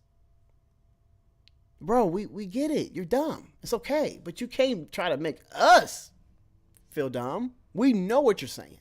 You thought that this was staged and it wasn't. And you gonna tell us that that black woman wasn't supposed to charge this motherfucker? I've never seen a woman do nothing like that. If an attacker is after you, all I see for people to do in my career is to flee. Step back. Sorry. That's Somali. Don't do what you do. You's a bitch. She was ready. Brandon, you're implying to the audience that it was proven that it was staged. No, it was proven that there was no chemical in there. It was not a staged event. You may believe that, but there's no evidence that it was a staged event. That's all I'm saying. Use your common sense. Why would a guy stand up and commit a felony to put sugar water on somebody? It's not a felony when we find out the substance, dumbass. Mans Raya would literally tell you that nigga going home tomorrow. Mans Raya would have been like, okay, he didn't go to the extreme to get some syringe that can hold some toxic shit that he is getting sick himself from, and he's ready to apply this application to an elected official. No, Mans Raya would have said, oh, this dumbass nigga went to Albertsons, got some apple cider vinegar, and knew that it wasn't going to harm her. He knew that it wasn't going to harm her. That's why this wasn't that serious. But it doesn't mean that he didn't want to put fear in her. Yeah, she probably still smelling that shirt to this day like, motherfucker, was that vinegar, nigga? This nigga really tried to get me. But no, he's not going to do life in jail because he didn't go the extra effort to get, like, acid. Sorry, stupid. This is going to be one of them throwaway joints that he didn't throw his life away. Stop. You're bad at your job. If you're going to tell us that you're this great fucking investigator, you're bad. You're bad. That nigga's probably already home. Because the judge knew, oh, this nigga went to the store. He went to the grocery store, not no chemist lab. Bitch. Because people are often mentally ill. Why you want? What is sugar water going to do? Mark Lamar-Hill, what is sugar water going to do? I'm answering you. I'm answering you. I have been attacked at events with people who had powder substances. The powder would turn out not to be a chemical. I can assure you I didn't stage it. Sometimes people who are not well do things. Sometimes people do things to intimidate you. Sometimes people do things to create a distraction, as you know, as a security person or as a law enforcement officer who has done security. I'm telling you that just because someone doesn't have a chemical agent with them doesn't mean that the person who was the victim staged it. That's all I'm saying. It does not. You don't have any evidence that it wasn't staged. I'm giving my perspective based on. Hold on, let me finish. I'm giving my perspective based based on what I observed. You said it was I proven. didn't just make up. Right, but you said it was proven that it was I fake. said it was proven. Jay licked his lip. That's that nervous. Wait, you caught me saying that too. I didn't know. Did I say it was proven? I didn't mean to use the P word. Bro, you're dumb. I hate listening to you. Like Mark said, he had some powder thrown on him. Kim Kardashian done had powder thrown on her mink coats before. Just because that was actually Johnson & Johnson's baby powder doesn't mean that them niggas for a week or two wasn't worried that it could have been anthrax. But your dumbass want us to believe that Ilhan staged this because she knew that it was vinegar? Come on, man. You're just, bruh. Oh, man. You the worst of the worst. Nigga, I'm glad you got caught out. Proven that it was staged. I said it was proven that it was sugar water and it wasn't a point. chemical agent. I said it was proven that it was sugar water, it wasn't a chemical agent, which aligns with what I'm observing when it happened to her. If it was another scenario, because I don't give a flying flip if it's a Republican or a Democrat. If the scenario looked fake, it looked fake. What are we talking about? A lot of people think Butler looks fake. Let me say something. He tried it. What we're talking about is that in the moment, Ilhan Omar did not know it was fake. Clearly, it was a scary incident. How do you know that Ilhan Omar? Politician. They have not concluded the investigation into what did Ilhan Omar know. So there you go. So you're basically saying it's staged. And here's my point, Brandon. I'm saying that's what I believe it is. Well, here's my point. Look, I made a better point. No. I'm talking about what I believe. We know. We get it. Stop doing it. Thinking is not your strong suit. My point. We've all got to move away. Here's my point. We've got to move past a stage where we view every attack on a politician as No Jussie one Smollett believes every revisited, attack on a politician. right? I didn't think Pelosi was staged. I didn't think the Pelosi attack was staged. If it looks like it's staged, then I'm going to say this is what it looked like. And I gave an articulable reason why. Her behavior, her mannerisms, the fact that he But did you would sugar never have water. done. All right, but you wouldn't have done that. You wouldn't have done that Where's about your a evidence, Republican Pierce? politician. Where's your evidence that I would have never done that? I just don't Show think, me an example. I trust the same gut instinct that you trust yourself. Yeah. You don't have any evidence, though. You don't have any Neither do evidence you. to say that I would not hold people accountable if they were Republicans and they fake something. Oh, do you concede that people have rights to question Butler? I think we should agree. What? I think Do we people should have a right agree to question Butler? I think we should. Let me make my point. We should Okay. agree.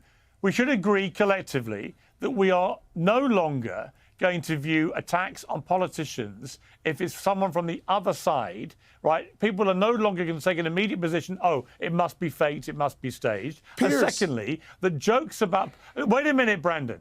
And jokes about political violence or about Trump being dead and his wife being a glowing widow, whatever, given there have been 2 attempts in his life before that joke was made, should be ruled actually unacceptable. That actually it's not funny, nothing that encourages the idea of dead politicians. I was out the other night at the Time 100 gala and I sat with Senator Mark Kelly and with Gabby Giffords. And I remember when Gabby Giffords got shot and very nearly killed. And it was a reminder to me that political violence, whatever side you're on, is completely unacceptable. And rhetoric about political violence should be completely unacceptable. And I've seen it on both sides. Here's where I and I disagree, also Piers. think calling out attacks and incidents involving politicians where you Piers. take a view because it's not your Piers. side, Piers. I think is wrong. Piers, your statement Piers, give me 30 suggests, seconds. Give me 30 your statement seconds. suggests that what Jimmy Kimmel did.